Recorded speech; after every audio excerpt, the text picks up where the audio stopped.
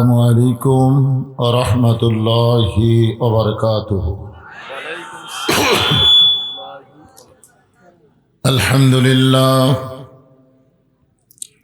الحمد لله نحمده ونستعينه ونستغفره ونؤمن به ونتوكل عليه ونعوذ بالله من شرور أنفسنا ومن سيئات أعمالنا من يهدي الله فلا مضل له ومن يضلله فلا هادي له সকলে জবান খুলে বলেন আশহাদু আল্লা ইলাহা ইল্লাল্লাহু ওয়াহদাহু লা শারীকা লাহু ওয়া আশহাদু আন্না মুহাম্মাদান আবদুহু ওয়া রাসূলুহু আল্লাযী أرسل رسوله بالحق بشيرا ونذيرا وداعيا إلى الله بإذنه وسراجا منيرا فقد قال الله تعالى في كلامه المجيد والفرقان الحميد জবান খুলে সকলে পড়েন আউযু বিল্লাহি মিনাশ শাইতানির রাজিম بسم الله الرحمن الرحيم والعصر إن الإنسان لفي خسر إلا الذين آمنوا وعملوا الصالحات وتواصوا بالحق وتواصوا بالصبر إن الله وملائكته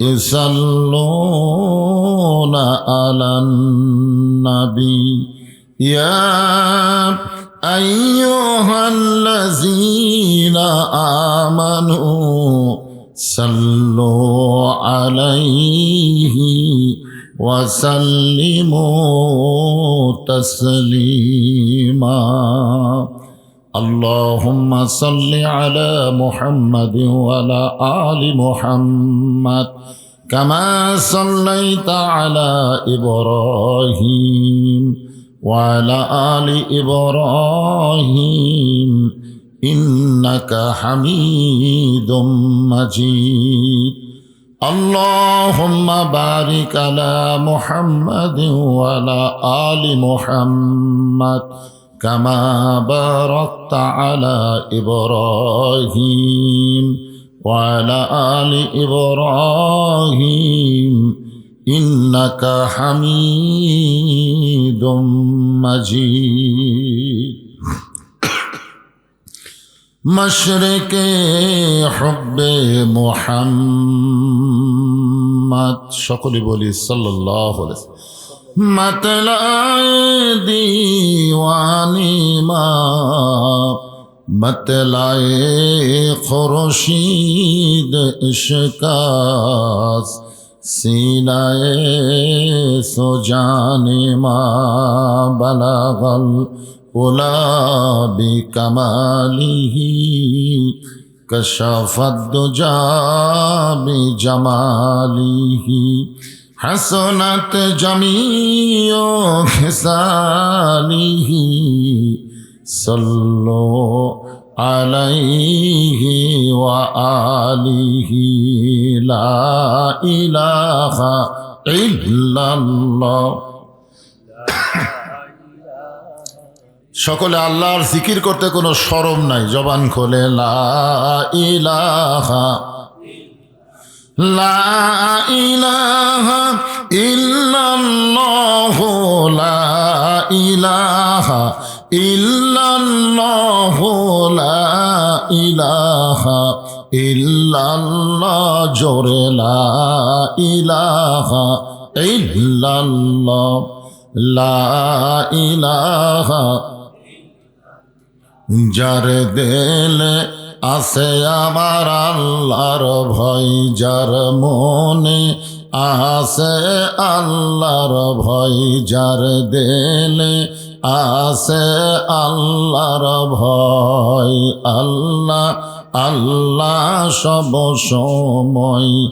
আহারা নিদ্রা ভালো লাগে না এই দুনিয়া, ভালো লাগে না, ভালো লাগে শুধু আল্লাহ জোরে লা ইলাহা ইল্লাল্লাহ। আল্লাহ রাসূল বলেছেন, কোনো ব্যক্তি যদি সারা জীবন পাপ করে আর মৃত্যুর সময় এই কলেমা যদি তার জবানে জারি থাকে, শুধু জবানে কলেমা জারি থাকার কারণে আল্লাহ তার জীবনের সমস্ত গুনাহ মাফ করে দেয়। আফজালু জিকির লা ইলাহা। এজন্য সকলে শরম ভরম অলসতা বাদ দিয়ে মহব্বতে লা ইলাহা ইল্লাল্লাহ লা ইলাহা ইল্লাল্লাহ ইল্লাল্লাহ ইল্লাল্লাহ ইল্লাল্লাহ লা ইলাহা ইল্লাল্লাহ লা ইলাহা লা ইলাহা ইল্লাল্লাহ মুহাম্মাদুর রাসূলুল্লাহ। রাসূলের মহব্বতে সকলে বলি সাল্লাল্লাহু আলাইহি ওয়াসাল্লাম। জগদীশপুর জাকিলি মাদ্রাসা ঈদগাহ ময়দানে আজকের এই তাফসীরুল কোরআন মাহফিলে আল্লাহ তাআলা যেনাকে সম্মানিত সভাপতির আসনে কবুল করেছেন, হযরত মাওলানা মোহাম্মদ আনোয়ার হোসাইন। আজকের এই মাহফিলের সম্মানিত সহসভাপতি হাফেজ কারি মাওলানা মুফতি মেহেদি হাসান। সম্মানিত সভাপতি দ্বয়কে অন্তরের অন্তঃস্থল থেকে আমি শুভেচ্ছা জ্ঞাপন করছি। আজকের এই মাহফিলে সম্মানিত ওলামায়ে কেরাম, আপনাদের মাঝে মাঝে যে সমস্ত আলেম ওলামা বসে আছেন, মঞ্চে আছেন, আমার আগে আলোচনা করেছেন মুফতি মাওলানা মোহাম্মদ হুমায়ুন কবির আর রাজি। আজকের মাহফিলের অন্যতম আকর্ষণ হাফেজ কারি মাওলানা মুফতি মামুনুর রশিদ। সম্মানিত ওলামায়ে কেরাম সহ আজকের মাহফিলের বক্তাগণকে অন্তরের অন্তঃস্থল থেকে আমি শুভেচ্ছা জ্ঞাপন করছি। এই মুহূর্তে আমার সামনে যিনারা বসে আছেন, কিছু লোক দাঁড়িয়েও আছেন, আপনার ইচ্ছা করলেই বসতে পারবেন, বসাটাই হলো আদবি, ঠিক না? চাপা লাগবে না, ইচ্ছা করলেই বসতে পারবেন। শীতের রাত, চাপলে মনে হয় ক্ষতি নাকি? যিনারা বসে আছেন এবং যিনারা দাঁড়িয়ে আছেন সকলকেই অন্তরের অন্তঃস্থল থেকে আমি শুভেচ্ছা জ্ঞাপন করছি। আমার সম্মানিতা মা বোনেরা, পর্দার অন্তরালে বসে বসে যারা আলোচনা শুনতেছেন, তাদেরকেও শ্রদ্ধা জ্ঞাপন করে এই মুহূর্তে জানতে চাচ্ছি আপনারা সকলে কেমন আছেন? আলহামদুলিল্লাহ রব্বিল আলামিন। জি আলহামদুলিল্লাহ। জি আসলে এটাই নিয়ম, এটাই নিয়ম না? একেবারে মুসা আলাইহিস সালাম তুর পর্বতে দাঁড়িয়ে আছেন। কিছুক্ষণ পরে আল্লাহ বলেন, মুসা তোমার খবর কি? মুসা বলতেছে আলহামদুলিল্লাহ। মুসা আলাইহিস সালাম আল্লাহর সঙ্গে কথা বলতে পারেন, এই কারণে বললেন, আল্লাহ আপনার খবর কি?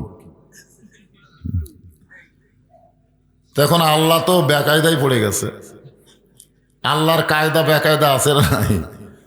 তো আল্লাহ আপনি কেমন আছেন? তো আল্লাহ তখন বললেন, আমি কেমন আছি যদি জানবার চাও, ইজহাব ইলা ফিরাউন ইন্নাহু তাগা।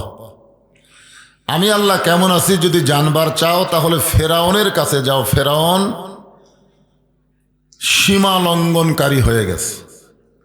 আজকে আমরা বাংলাদেশের মুসলমান সীমার মধ্যে আছি না সীমার বাইরে গেছি? যে আল্লাহ তাআলা শারীরিক সুস্থতা, মানসিক প্রশান্তি দান করে এই কোরআন কারিমের মাহফিলে আমাদেরকে কবুল করেছেন, আমরা সে আল্লাহর দরবারে খুশি না বেজার? তাহলে জবান খুলে সমস্বরে সকলে বলবো, রব্বানা লাকাল হামদ হামদান কাসীরান তাইয়িবান মুবারাকান ফীহি। আমরা প্রশংসা করলাম কার? এই কারণেই আমরা বেশি বেশি প্রশংসা করব যে আল্লাহ আমাদের রুহের জগতে পছন্দ করে, দুনিয়ার জগতে আমাদেরকে মুসলমানের ঘরে কবুল করেছেন। আল্লাহ ইচ্ছা করলে আমাদেরকে হিন্দুর ঘরেও পাঠাবার পারতেন, বৌদ্ধ খ্রিস্টানদের ঘরেও পাঠাবার পারতেন, কিন্তু আল্লাহ ওই সকল ঘরে না পাঠায়া জন্মসূত্রে আল্লাহ আমাদের মুসলমানের ঘরে কবুল করেছেন। এখান থেকে আমরা বিশ্বাস করতে পারি আল্লাহ আমাদের পক্ষে আছেন। খুশি না বেজার? তাহলে বলেন আলহামদুলিল্লাহ।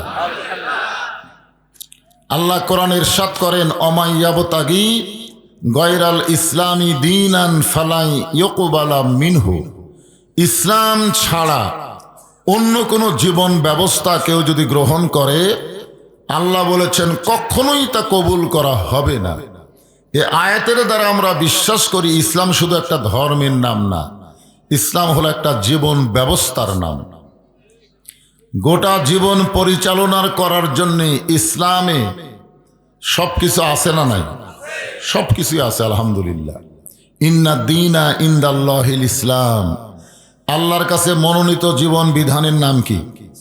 আর সেই ইসলামের মধ্যে আমরা মুসলমান। খুশি না বেজার? আর একবার বলি আলহামদুলিল্লাহ। আল্লাহ আমাদেরকে দয়া করে রহম করে বিশ্ব নবীর উম্মাত হিসাবে কবুল করেছেন। আমাদের নবী শুধু নবী না, আমাদের নবী হলেন আমাদের নেতা। সুবহানাল্লাহ বলেন। নবীর প্রতি দরুদ পড়ে, নবীরে সালাম করে মসজিদের ভিতরে, কিন্তু নবীর সমাজ গড়ার কাজে অনেকের দ্বন্দ্ব মনে বাজে। আমাদের বাংলাদেশে যারা শুধু নবীকে নবী হিসাবে বিশ্বাস করে, নেতা হিসাবে মানবার চায় না, এরকম কিছু মুসলমান আছে না নাই? জোরে কেন আছে না? নবীর প্রতি দরুদ পড়বে, নবীরে সালাম করবে, অসুবিধা নাই, কিন্তু নবীর যে একটা সমাজ, নবীর যে একটা রাষ্ট্র, এইটা অনেকেই গ্রহণ করতে চায় না। এই নবীর রাষ্ট্রের কথা বলতে গেলে অনেকে বলবে হুজুর আবার রাজনীতি শুরু করলো। আমরা তো তুইয়া মুয়া ছোট হুজুর। আল্লাহ রাসূল হিজরত করার পরে, মদিনায় যাওয়ার পরে নবী কি শুধু নবী ছিলেন? আমাদের নবী বাতিলের বিরুদ্ধে ২৭টা যুদ্ধে সেনাপতিত্ব করেছে। বলেন সুবহানাল্লাহ। আমাদের নবী মদিনায় শুধু নবী ছিলেন না, মদিনার রাষ্ট্রপতি ছিলেন। বলেন সুবহানাল্লাহ। এখন সেই নবীকে শুধু নবী হিসাবে মানতে চাই, নেতা হিসাবে গ্রহণ করতে চাই না। আমাদের নবী কি শুধু নবী? আমার নেতা, তোমার নেতা। এই মাসের নাম কি মাস? রজব মাস। এই মাসে আমাদের নবীকে আল্লাহ তাআলা আরশে নিয়ে গেছিলেন। সুবহানাল্লাহ বলেন। আরশে নিয়ে গিয়ে নবীকে আল্লাহ তাআলা একসময় জান্নাত দেখার তৌফিক দিয়ে দিলেন। জীবিত অবস্থায় জান্নাত দেখা এটা কেবলমাত্র আমাদের নবীর পক্ষেই সম্ভব হয়েছে। বলেন সুবহানাল্লাহ। নবী যখন জান্নাতের মধ্যে প্রবেশ করলেন, ওই সময় ফেরেশতা জিবরাইল বললেন, এ রাসূলুল্লাহ, আপনি যদি জান্নাত থেকে বের না হন, আল্লাহ আপনাকে জান্নাত থেকে বের করে দিবে না। কারণ জান্নাতের একটা নিয়ম আছে। কি নিয়ম? আল্লাহ বলেছেন ফাদখুলুহা খালিদিন। কেউ যদি একবার জান্নাতে প্রবেশ করে, আল্লাহ তাকে চিরস্থায়ীভাবে জান্নাত দিয়ে দেয়। আপনি যদি বের না হন, আল্লাহ আপনাকে বার করে দিবে না। ওই সময় আমাদের নবী কি বলেছেন জানেন? আমাদের নবী বললেন, জিবরাইল, আমি নবী আমার জন্য নই, আমি নবী হলাম আমার উম্মতের জন্যে। হযরত বেলাল এক সময় নবীকে প্রশ্ন করলেন, ইয়া রাসূলুল্লাহ, আমরা যখন কবরে যাব তখন মুনকির নাকির আমাদেরকে 3টা প্রশ্ন করবে। কয়টা? কিন্তু আপনি যখন কবরে যাবেন আপনাকে কয়টা করবে? তো আল্লাহ রাসূল বললেন, বেলাল, তোমার ধারণা কি? বেলাল বলেন, হুজুর, মনে হয় 2টা করবে। রাসূল বললেন, কোনটা বাদ দিবে? তো বেলাল বললেন, ওমান নাবিউকা, এই প্রশ্ন আপনাকে করবে না, কারণ আপনি নিজেই তো নবী। আল্লাহ রাসূল বললেন, বেলাল, যারা মৃত্যু বরণ করে মুসলমানের ভিতরে কবরে যারা যাবে তাদেরকে 3টা প্রশ্ন করবে। ধরে কোন কয়টা? কেউ বলেছেন 4টা, কেউ বলেছেন 5টা, যাই হোক 3টাটাই সহি। কিন্তু আমার যদি মৃত্যুই না হয় তাহলে প্রশ্ন কেমনে হবে? এখন এই নিয়ে আমাদের মধ্যে একটা ফিতনা আছে। অনেকে বলে নবী মারা গেছে, আবার অনেকে বলে নবী শুয়ে আছেন, অনেকে বলে নবী ঘুমায় আছেন। আমাদের মুসলমানের মধ্যে ফিতনা আছে না নাই? এখন আমরা নবীর উম্মত হয়ে নবীকে যদি বলি মরেই গেছে, তাহলে নবীর টুপি আমাদের মাথায় কেন? নবীর সুন্নাত দাড়ি আমাদের মুখে কেন? ইমাম মালিক রহমতুল্লাহ আলাইহি বলেন, নবীকে জিন্দা তারাই বিশ্বাস করে যারা নবীর আদর্শ গ্রহণ করে। জোরে কান সুবহানাল্লাহ। এই জন্য আমরা সেই নবীকে একটু জেনে বুঝে একটু খেয়াল করি। আল্লাহ নবী বললেন, জিবরাইল, আল্লাহ যদি আমাকে জান্নাতে থাকার জন্য বলতেন তাহলে আমি জান্নাতে প্রবেশ করতাম না, আমি শুধু জান্নাত দেখার জন্য প্রবেশ করেছি। ওই দিন আমি জান্নাতে থাকার জন্য প্রবেশ করব যেদিন আল্লাহ আমার সমস্ত উম্মত উম্মাতিনীকে জান্নাত দিবে। এখন বলেন, যেই নবী নেতা জান্নাতের মধ্যে গিয়ে আমাদের কথা ভোলে নাই, আমরা সেই নবীকে ভুলবো? আজকাল অনেক নেতারা ভোট পায়া সংসদে গেলেই আর আমাদের কথা মনে থাকে না। ধরে কোন ঠিক কিনা? ওই সমস্ত নেতার পিছনে সময় দিয়ে মিছিল করি, আমার নেতার চরিত্র ফুলের মতন পবিত্র, খোঁজলে দেখেন নামাজ পড়ে না এক ওয়াক্ত। সমস্ত নেতা বাদ দিয়ে লাকাদ কানা লাকুম ফি রাসূলিল্লাহি উসওয়াতুন হাসানা, এমন একজন বিশ্বনবীর উম্মত হওয়ার তৌফিক আল্লাহ আমাদেরকে দান করেছেন। খুশি না বেজার? তাহলে জবান খুলে আরেকবার বলি আলহামদুলিল্লাহ। এখন আসেন যে কোরআন থেকে আপনারা তাফসীর শুনবেন, এই কোরআনের মধ্যে কোনো সন্দেহ? এই কোরআনের প্রথমে আল্লাহ বললেন, যালিকাল কিতাবু লা রাইবা ফি হুদাল লিল মুত্তাকিন। মুত্তাকি বান্দা বান্দি যারা আল্লাহর কোরআন থেকে হেদায়েত পাবে তারা। এখন বলেন, এই কোরআনের মধ্যে কোনো সন্দেহ আছে? এই কোরআনের মধ্যে কোনো ধোঁকা আছে? এই কোরআনের মধ্যে কোনো গোজামিল আছে? বর্তমানে যে সংবিধান দিয়ে বাংলাদেশ চলতেছে, এই সংবিধানের মধ্যে সন্দেহ, গোজামিল, ধোঁকা? তাহলে 90% মুসলমান মানুষের তৈরি সংবিধানকে গ্রহণ করতে পারে না। গ্রহণ করতে হবে আল্লাহর কোরআনের সংবিধান। জোরে কোন কথা ঠিক কিনা? এই জন্য আলোচনা তাফসীর শোনার আগে সকলে একটা স্লোগান দেওয়া লাগবে, আল কোরআনের আলো সংসদে জালো। ঘরে ঘরে সবার স্লোগানে এক হয় না কেন?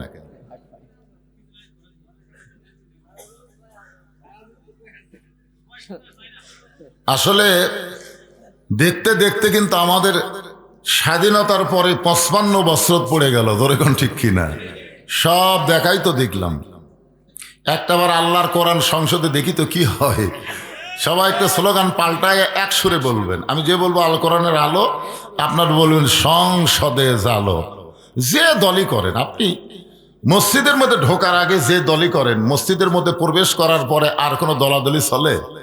আমি নিজের চোখে দেখছি, ডান পাশে আওয়ামী লীগ, বাম পাশে বিএনপি, মাঝখানে জামাত। এখন হুজুর আসে নাই, আওয়ামী লীগ ঠেলা দিয়ে জামাত ইসলামকে সামনে দেয়। ভাই তুমি আমার ইমামতি করো ভাই, কি বুঝতেছেন? এই জন্য মসজিদের মধ্যে যেমন কোনো দলাদলি হয় না, কোরআনের মাহফিলে আমরা কোনো দলাদলি করবো না, সবাই এক দল হয়ে স্লোগান দেব। রাজি আছেন সবাই? আমি যেই বলবো আল কোরআনের আলো, আপনার বলবেন সংসদে জালো, আল কোরআনের আলো সংসদে জালো, কোরআন হাদিস যেখানে আমরা আছি সেখানে, দুনিয়ার মুসলমান। এক হও, এক হও। আপনাদের মধ্যে এমন কোনো ব্যক্তি আছে এখানে যে ব্যক্তি দাঁড়ায় বলতে পারে হুজুর আমার বাড়ি সব চাইতে কাছে, আমি বাড়িতে যাবার পারবই? এইরকম হিম্মত কারো আছে? একটু খাড়া হন তো দিকে। তো এইরকম হিম্মত যদি না থাকে, সাহস যদি না থাকে, তাহলে হক স্লোগানের ব্যাপারে জবান বন্ধ রাখবেন কেন? আপনি বাড়ির যাওয়ারই গ্যারান্টি নাই। হতে পারে আজকের এই মাহফিল আমাদের জীবনের শেষ মাহফিল। আল্লাহর কোরআনের সত্য স্লোগান, হক স্লোগান দিয়ে যদি আপনি মরেও যান, সুপারিশ আল্লাহ আপনাকে জান্নাত দিয়ে দিবে। এই জন্য গলা ছাড়া একটু স্লোগান দেওয়া লাগবে। এই ম্যান ম্যানা স্লোগান বহুদিন দিয়েছে, আর না, গলা কাশি দেন। আল কোরআনের আলো কোরআন হাদিস যেখানে আমরা আছি সেখানে, দুনিয়ার মুসলমান এক হও, এক। লিল্লাহে তাকবীর। আলহামদুলিল্লাহ। আমাদের বাংলাদেশে অনেক বড় বড় দলের দাবি করে, সেই দলের মধ্যে কিন্তু আল্লাহু আকবার নাই। দল এখন ঠিক কিনা? কিন্তু এইখানে বসার পরে আপনি কোনো দল করতেছেন? সবাই তো আল্লাহু আকবার সেই জোরে করলেন, মাশাআল্লাহ। এখন আসেন সেই পবিত্র কোরআন থেকে ছোট্ট একটা সূরা, রজব মাসকে খেয়াল করে আপনাদের সামনে আলোচনা। নামটা হলো সূরা আসর। আসর হলো একটা সময়, সময়ের শপথ করছেন আল্লাহ। সময় অত্যন্ত গুরুত্বপূর্ণ একটা সাবজেক্ট।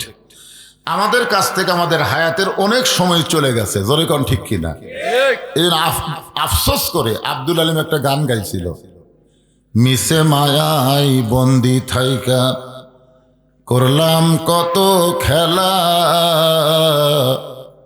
পশ্চিমে তাকায়া দেখি আমার ডুইবা গেছে বেলা, এক পলকের নাই ভরসা, মিশে সকল আশা, কখন বুঝি দারুণ ঝড়ে ভাঙবে আমার বাসা। এক পলক মানে এদিকে তাকায়, এদিকে তাকানোর সময় নাই, তার আগে আমাদের সময় শেষ হতে পারে। ধরে কোন কথা ঠিক কিনা? সময় অত্যন্ত গুরুত্বপূর্ণ একটা বিষয়।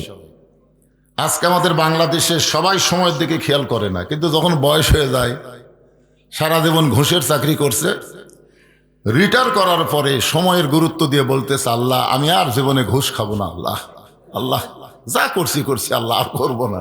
আপনার বলেন তোর চাকরি আছে? ওই সময়ের গুরুত্ব কখন দিছে? যখন চাকরি শেষ হয়ে গেছে। আমাদের বাংলাদেশে অনেক মুসলমান যৌবন বয়সে নামাজ পড়ে না, বুড়া বয়সে সময়ের গুরুত্ব দিয়ে মসজিদে যায়, কিন্তু তখন আর ঠিক মতো রুকু সেজদা করবার পারে না। তখন একটা চেয়ার সেট করে। জোরে কোন কি সেট করে? আপনারা আপনাদের এলাকায় মসজিদে খেয়াল করে দেখবেন, যেই ব্যক্তি মসজিদে চেয়ার নিয়ে যায় ওই যৌবন কালে নামাজ পড়েনি। বিশ্বাস না হয় আপনি লিখে নেন। হ্যাঁ, এই যৌবন কালে আড্ডা মারছে, আর বুড়া বয়সে আমাদের 27 গুণ সওয়াব নষ্ট করার জন্য চেয়ার লিয়ে শয়তান ঢুকেছে। কারণ মসজিদে জামাতে নামাজ পড়লে কয় গুণ? জোরে কোন কয় গুণ? আপনারা বলেন তো, জামাতে কি হেঁকা বেঁকা করে পড়লে হবে? কাতার কি করা লাগবে? আপনারা এখন ফতুয়া দেন তো, যেই কাতারে চেয়ার থাকে ওই কাতার কি সোজা হয়? তাহলে যেই কাতারে চেয়ার থাকবে ওই কাতারের মুসল্লি 1 গুণ সওয়াব পাবে, 27 গুণ পাবে না। এখন 27 গুণ সওয়াব নিবার গেলে চেয়ার আস্তে করে দ্বিতীয় কাতার দেওয়া লাগবে। দ্বিতীয় কাতারের মুসল্লিও যদি 27 গুণের আশা করে, চেয়ার তৃতীয় কাতারে যাবে। তৃতীয় কাতারের মুসল্লিও যদি 27 গুণ নিয়ত করে, তাহলে চেয়ার চতুর্থ কাতারে যাবে। এক সময় দেখবেন মসজিদের ভিতরে কোনো চেয়ার থাকবে না, সব চেয়ার বারান্দায় এতিমের মতন থাকবে। জোরে কোন কথা ঠিক কিনা? আমি এই জন্যই বললাম যে রজব মাস হলো নামাজের মাস, নামাজ পাওয়ার মাস। জোরে কোন কথা ঠিক কিনা? যখন হয় চামড়া ঢিল, আল্লাহর সাথে দিছে মিল। আপনারা বলেন তো, আমার মতন বুড়া মানুষ যখন আল্লাহর সামনে হাসরে দাঁড়াবে, তখন আল্লাহ কি বলবেন? তোমার শৈশবকালের বুড়া কালের কোনো হিসাব দেওয়া লাগবে না, খালি যৌবন সময়ের হিসাব দিয়া জান্নাতে যাও। তাহলে আমাদের হায়াতের ভিতরে সবচাইতে দামি সময় কোনটা? আরো জোরে। যৌবনকাল। আর এখনকার যৌবনকালে যুবকেরা কি করতেছে? এই জন্য সময়ের শপথ করে আল্লাহ বলতেছেন, ইন্নাল ইনসানা লাফি খুসর। আমার দাদিকে বললাম, দাদি এখন নাকি গ্রামগঞ্জে মেয়েরা মাথার চুল বেছে, তো আপনার খবর কি? দাদি বলতে, আমার চুল সাদা ভাই, এটা লেয় না রে। কোন চুল লেয়?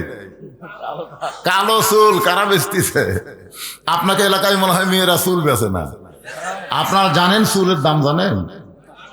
1 কেজি চুলের দাম হলো 10,000 টাকা। আমার মায়েরা যৌবন বয়সে মাথার চুল বেঁচে খাচ্ছেন, আর মরার পরে 5 কাপড় দিয়ে কোনো লাভ হবে না। মরার পরে 5 কাপড় দিয়ে কোনো কাম হবে? কারণ পুরুষের কাপড় কয়টা, মেয়েদের কয়টা? আপনারা বলেন তো, মেয়েদের 2টা বেশি কোন জায়গাত বাঁধে?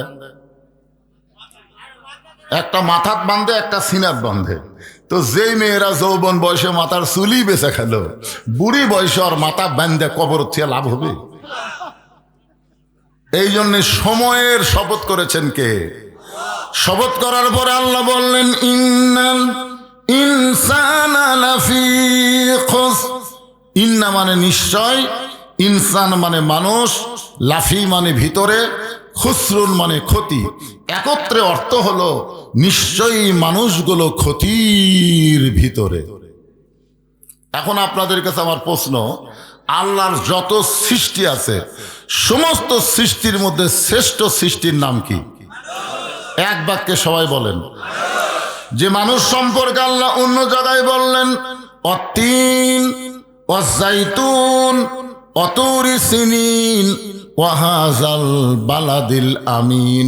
আল্লাহ 4টা শপথ করে বললেন, লাকাদ খালাকনাল ইনসানা ফি আহসানি তাকবীর। এই আয়াত দিয়ে আপনারা কি বুঝলেন? মানুষকে আল্লাহ ভালোবাসে কম না বেশি? সর্বপ্রথম মানুষের নাম কি? আদম আলাইহিস সালাম তৈরি করার পরে আল্লাহ কি বললেন? উসজুদু লি আদামা। ফেরেশতারা চমকে উঠলো, সেজদার মালিক একমাত্র কে? কিন্তু সে আল্লাহই বলতেছে আদমকে সেজদা করো। ফেরেশতাদের মনের মধ্যে কথা থাকলেও আল্লাহর হুকুম পালন করার জন্য সবাই আদমকে সেজদা করলো, কিন্তু একজন করলো না, ইবলিস। আল্লাহ বলল, কে রে ইবলিস, আদমকে সেজদা করলি না কেন? ইল্লা ইবলিসা আবা ওয়াস্তাকবার। ইবলিস অহংকার করে বলল, আদম হলো মাটি, আমি হলাম আগুন। আল্লাহ সঙ্গে সঙ্গে বললেন, বের হয়ে যা, আমার হেদায়েত থেকে, আমার দয়া থেকে তুই বের হয়ে যা।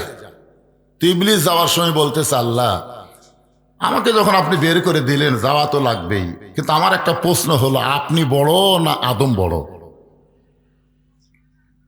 আল্লাহ বলতেছে, তোর কি মনে হয়? ইবলিস বলতেছে, আমার মনে হয় আদমই বড়। আল্লাহ বলে, কেন? বলে 6 লক্ষ বছর আপনাকে সেজদা করলাম, আর একটা সেজদা আদমকে করলাম না। তাহলে একটা সেজদা না করার কারণে আমার 6 লক্ষ বছরের সেজদা কি হলো? আল্লাহ বলে, ইবলিস তাহলে শোনো, আমি আল্লাহ আদমকে এত ভালোবাসি, আমার নিজের চাইতেও অনেক বেশি। একটা সেজদা না দেওয়ার কারণে তোমার 6 লক্ষ বছরের সেজদা বাতিল করে দিয়েছি। এই জন্য আমার সঙ্গে সবাই বলেন, আদর করে মানুষ আল্লাহ বানায়া কেমনে দিবেন ক্ষতির মধ্যে ফেলিয়া। কে রে যুবক, এই গজল গালি গুনাহ হবে? তাহলে জবান ছাড়াতে বলেন, আদর করে মানুষ আল্লাহ বানায়া কেমনি দিবেন ক্ষতির মধ্যে ফেলিয়া। আপনারা বলেন তো, এই মানুষের মধ্যে পুরুষ মানুষ, নারী মানুষ, 2 মানুষ আছে না নাই? ইনসানের মধ্যে, ইনসান কি লিঙ্গ? হ্যাঁ, উভয় লিঙ্গ। তাহলে এর মধ্যে হিজরা নাই, মানে উভয় বললে তো পুরুষ আর নারী বোঝা গেল, হিজরা বাদ করলো। আমার মায়েরা যারা পর্দার অন্তরে বসে ওয়াজ শুনতেছেন, আজকে আমি এখানে এসে শুনলাম যে আপনাদের চাইতে ওদের সংখ্যা কম নাই। সেই মায়েরা এসে ওয়াজ শোনার জন্যে। মায়েরা একটু মনোযোগ দিয়ে শুনবেন, কারণ আমরা মরদ মানুষ ভালো হয়ে কাম হচ্ছে না, তো মেয়ে মানুষ ভালো হওয়া লাগবে, ঠিক কিনা বলেন? আপনারা খালেদা আর হাসিনা মিলে এই দুই মেয়ের অধীনে কত বছর ছিলেন মনে আছে? আল্লাহ কোরআনে বলেছেন, আর রিজালু কাওয়ামুন আলান নিসা, পুরুষেরা থাকবে উপরে, নারীরা থাকবে নিচে। আর আমাদের ভাগ্য এত খারাপ, দীর্ঘদিন পর্যন্ত আমরা নারীর তলে ছিলাম। জোরে কথা কন না কেন ভাইজান? আগামীতে একটা সুসংবাদ হলো, মরদ মানুষের বাংলাদেশ, নারীদের আর চলবে না। জোরে কোন কথা ঠিক কি না? আগামীতে পুরুষ মানুষের বাংলাদেশ হবে ইনশাআল্লাহ। পুরুষের সঙ্গে সঙ্গে যদি এই কোরআনটাও সঙ্গে থাকে তাহলে কেমন লাগবে? এই জন্য মনোযোগ দিয়ে শুনবেন। আল্লাহ বললেন, ইল্লাল্লাযীনা আমানু ওয়া আমিলুস সালিহাতি ওয়া তাওয়াসাউ বিল হক ওয়া তাওয়াসাউ বিস সবর। এখানে সর্বসাকুল্যে বিষয় হলো চারটা। জোরে বলেন কয়টা? এক নম্বর হলো ঈমান। ঈমান যদি ঠিক না থাকে, আপনি যত আমল করেন আল্লাহর দরবারে কবুল হবে না। আপনার বলেন তো, নবীর চাচা আবু তালেব কেমন মানুষ ছিলেন? দুই একজন কয় না। এরপরও এই মানুষটাকে আল্লাহ জাহান্নাম দিবে, কারণ কি? আল্লাহ রাসূল নিজেই বলেছেন, আমি মায়ের পেটে থাকা অবস্থায় এতিম ছিলাম, কিন্তু দুনিয়াতে আসার পরে আমি এতিম ছিলাম না। সাহাবারা বললেন, হুজুর এটা কেমনে? রাসূল বললেন, ভাগ্যগুণে একটা চাচা পাইছিলাম আবু তালেব, যিনি আমাকে এমন ভাবে লালন পালন করেছে, আমার যে বাবা নাই এটা আমি কোনোদিন বুঝবারই পারি নাই। যেই চাচা নবীকে এত দরদ দিয়ে লালন পালন করলো, সেই চাচাটাও জাহান্নামে যাবে, কেবলমাত্র শুধুমাত্র ঈমানটা না থাকার কারণে। এখন বলেন তো, বাংলাদেশের শতকরা কত ভাগ মুসলমান? ঈমানদার কত ভাগ?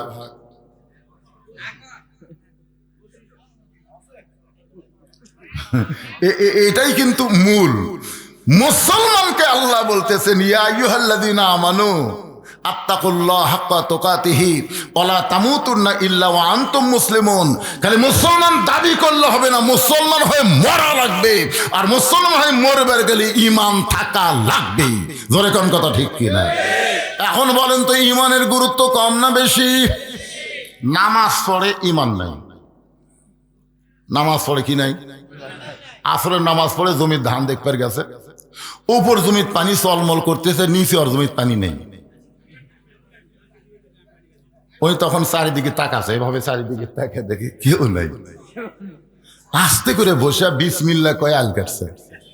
ওই মনে করছে বিসমিল্লাহ করলেই মনে হয় জায়েজ হয়ে যাবে। আমাদের বাংলাদেশে কতগুলো নেতা আছে দেখবেন, বিসমিল্লাহির রহমানির রহিম কয়া মানুষের তৈরি সমাজ, মানুষের তৈরি আইন, মানুষের তৈরি রাষ্ট্রের কথা বলে। বিসমিল্লাহ বয়া মদ খাওয়া যে কথা, বিসমিল্লাহ বলে মানুষের রাষ্ট্রের কথা বলা একই কথা। জোরে কোন কথা কন না কেন ভাইজান? ওই বিসমিল্লাহ কয়ে জমির আল কাটছে, আল কাটা ওই পানিতে হাত ধোছে, ধুয়ে আবার দাঁড়ায় চারিদিকে তাকায় বলতেছে, আলহামদুলিল্লাহ কেউ দেখেনি। কি কইছে? আলহামদুলিল্লাহ কেউ দেখেনি। আপনারা বলেন তো, ওই লোকটার নামাজ আছে কিন্তু কি নাই? ঈমান যদি থাকতো তাহলে কি বুঝতো? কেউ না দেখলেও ও কি চারিদিকে দেখতো না উপর দিকে দেখতো? ঈমানদারেরা কোন দিকে দেখে? উপর দিকে তাকান। তোমার দুই কান্দে দুই মোহরি, লিখিতেছেন ডায়েরি, দলিল দেখে রায় দিবে, টাকা পয়সার নাই কারবার। এ ছেলেরা, রাত্রেবেলা দরজা জানলা বন্ধ করে কম্বলের মধ্যে মোবাইল চালু করো। হ্যাঁ, মনে করো এখন কেউ চেতন নাই, কেউ দেখবি না, আমি এখন ইচ্ছা মতো দেখতেছি। তখন দুই ফেরেশতা কয়, আল্লাহ এই শয়তানের কান্দ থাকবো না আল্লাহ। আমরা কান্দে থাকার পরও যে অশ্লীল ভিডিও দেখতেছে ই কি? আল্লাহ বলে থাক, দেখা যাক, সময় আছে তো, সময় আছে। 26 সালের 12ই ফেব্রুয়ারি এই বাংলাদেশ পরিবর্তন হতে পারে। জোরে কোন কথা ঠিক কি না? হতে পারে তো। গোটা বাংলাদেশ ঘুরতেছি আপনাদের দোয়ায়, দেখতেছি তো কিছু। আগের দিন বাঘে খাসে ভাই, আগের দিন আর নাই রে। আপনারা মনে করতেছেন আগেও যায় এখনো তাই। হ্যাঁ ইনশাল্লাহ কিছু কিছু একটা হবে ইনশাল্লাহ। যুবকেরা এখন থেকে সাইজ হও। দুই কান্দের দুই ফেরেশতা কি করতেছে? ঘুম পাড়তেছে। ওই যখন অশ্লীল ভিডিও দেখতেছে ফেরেশতা ঘুমায়। ইমানদার বিশ্বাস করে কেউ না দেখলেও আল্লাহ দেখতেছে, কেউ না লিখলেও দুই ফেরেশতা লিখতেছে। ওর দ্বারা কোনো অন্যায় কাজ করা যাবে। ইমানদার কোনোদিন বলতে পারবে না আমার দয়াল বাবার দরবারেতে কেউ ফিরে না খালি হাতে।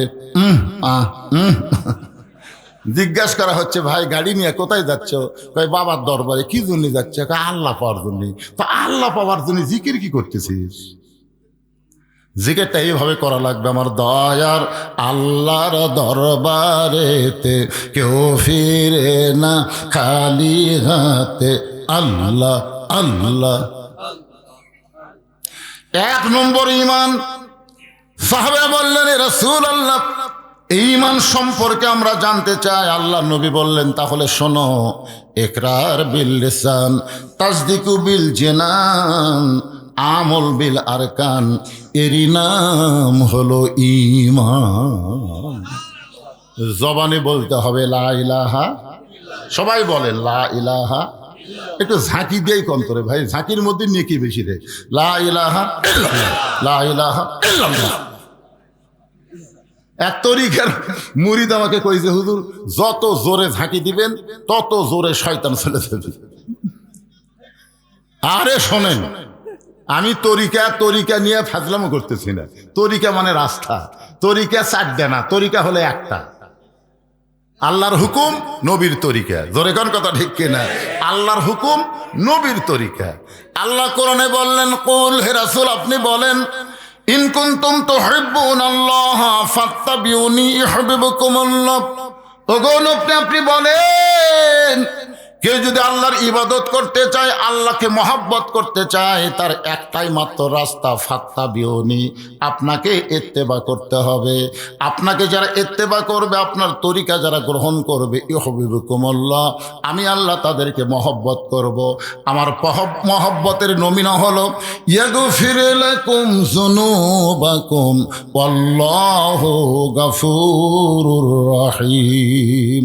এ কারণে আমার সঙ্গে সকলে বলবেন উপায় নাই রে, বলেন উপায় নাই রে, উপায় নাই রে, উপায় নাই নবী বিনে আল্লাহ পাওয়ার উপায় নাই। না ছেলেরা যদি আমার সাথে হুঁকারি না ধরে,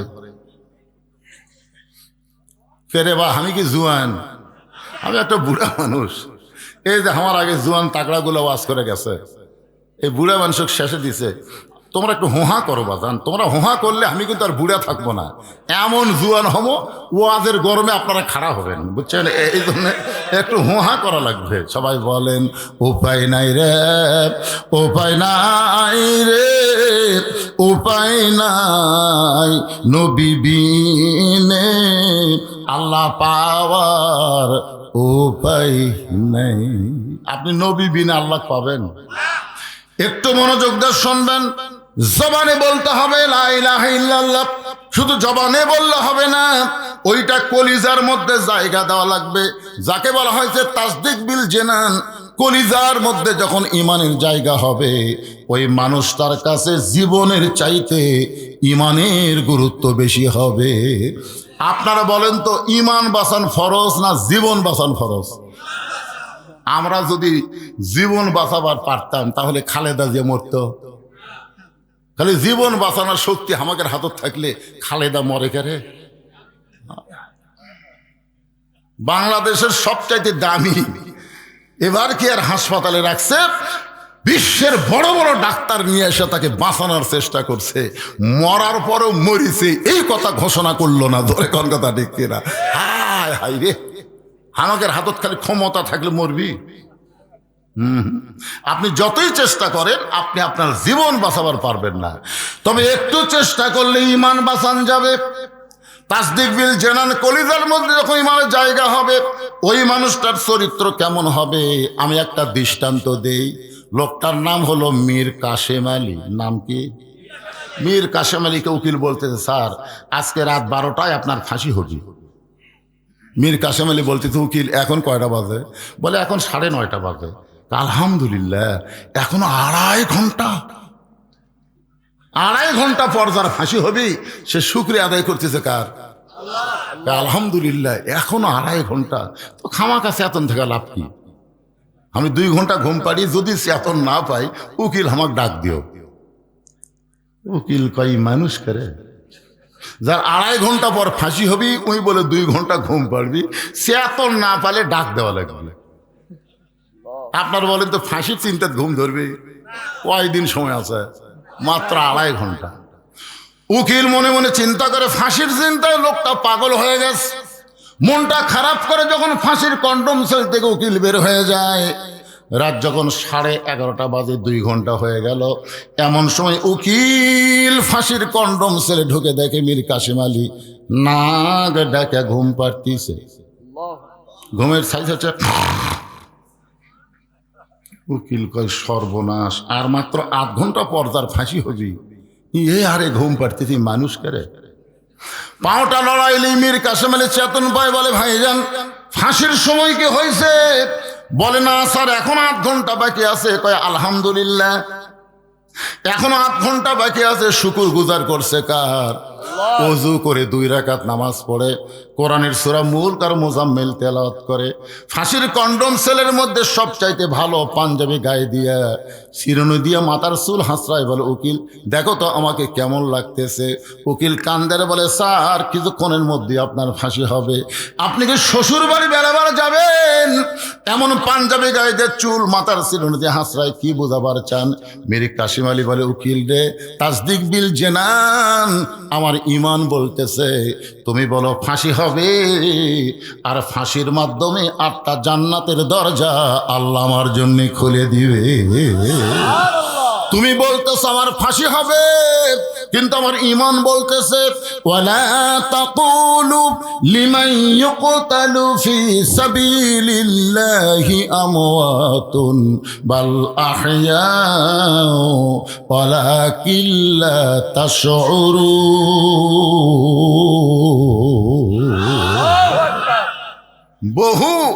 বহু লোক ওসমান হাদিকে বলেছে, ওসমান হাদি ভাই আপনি ভারতের বিরুদ্ধে যে হারে কথা বলতেছেন, যে কোনো সময় আপনাকে হত্যা করতে পারে, আপনি কিছু বন্ধু বান্ধব নিয়ে থাকেন, একা একা ধরেন না।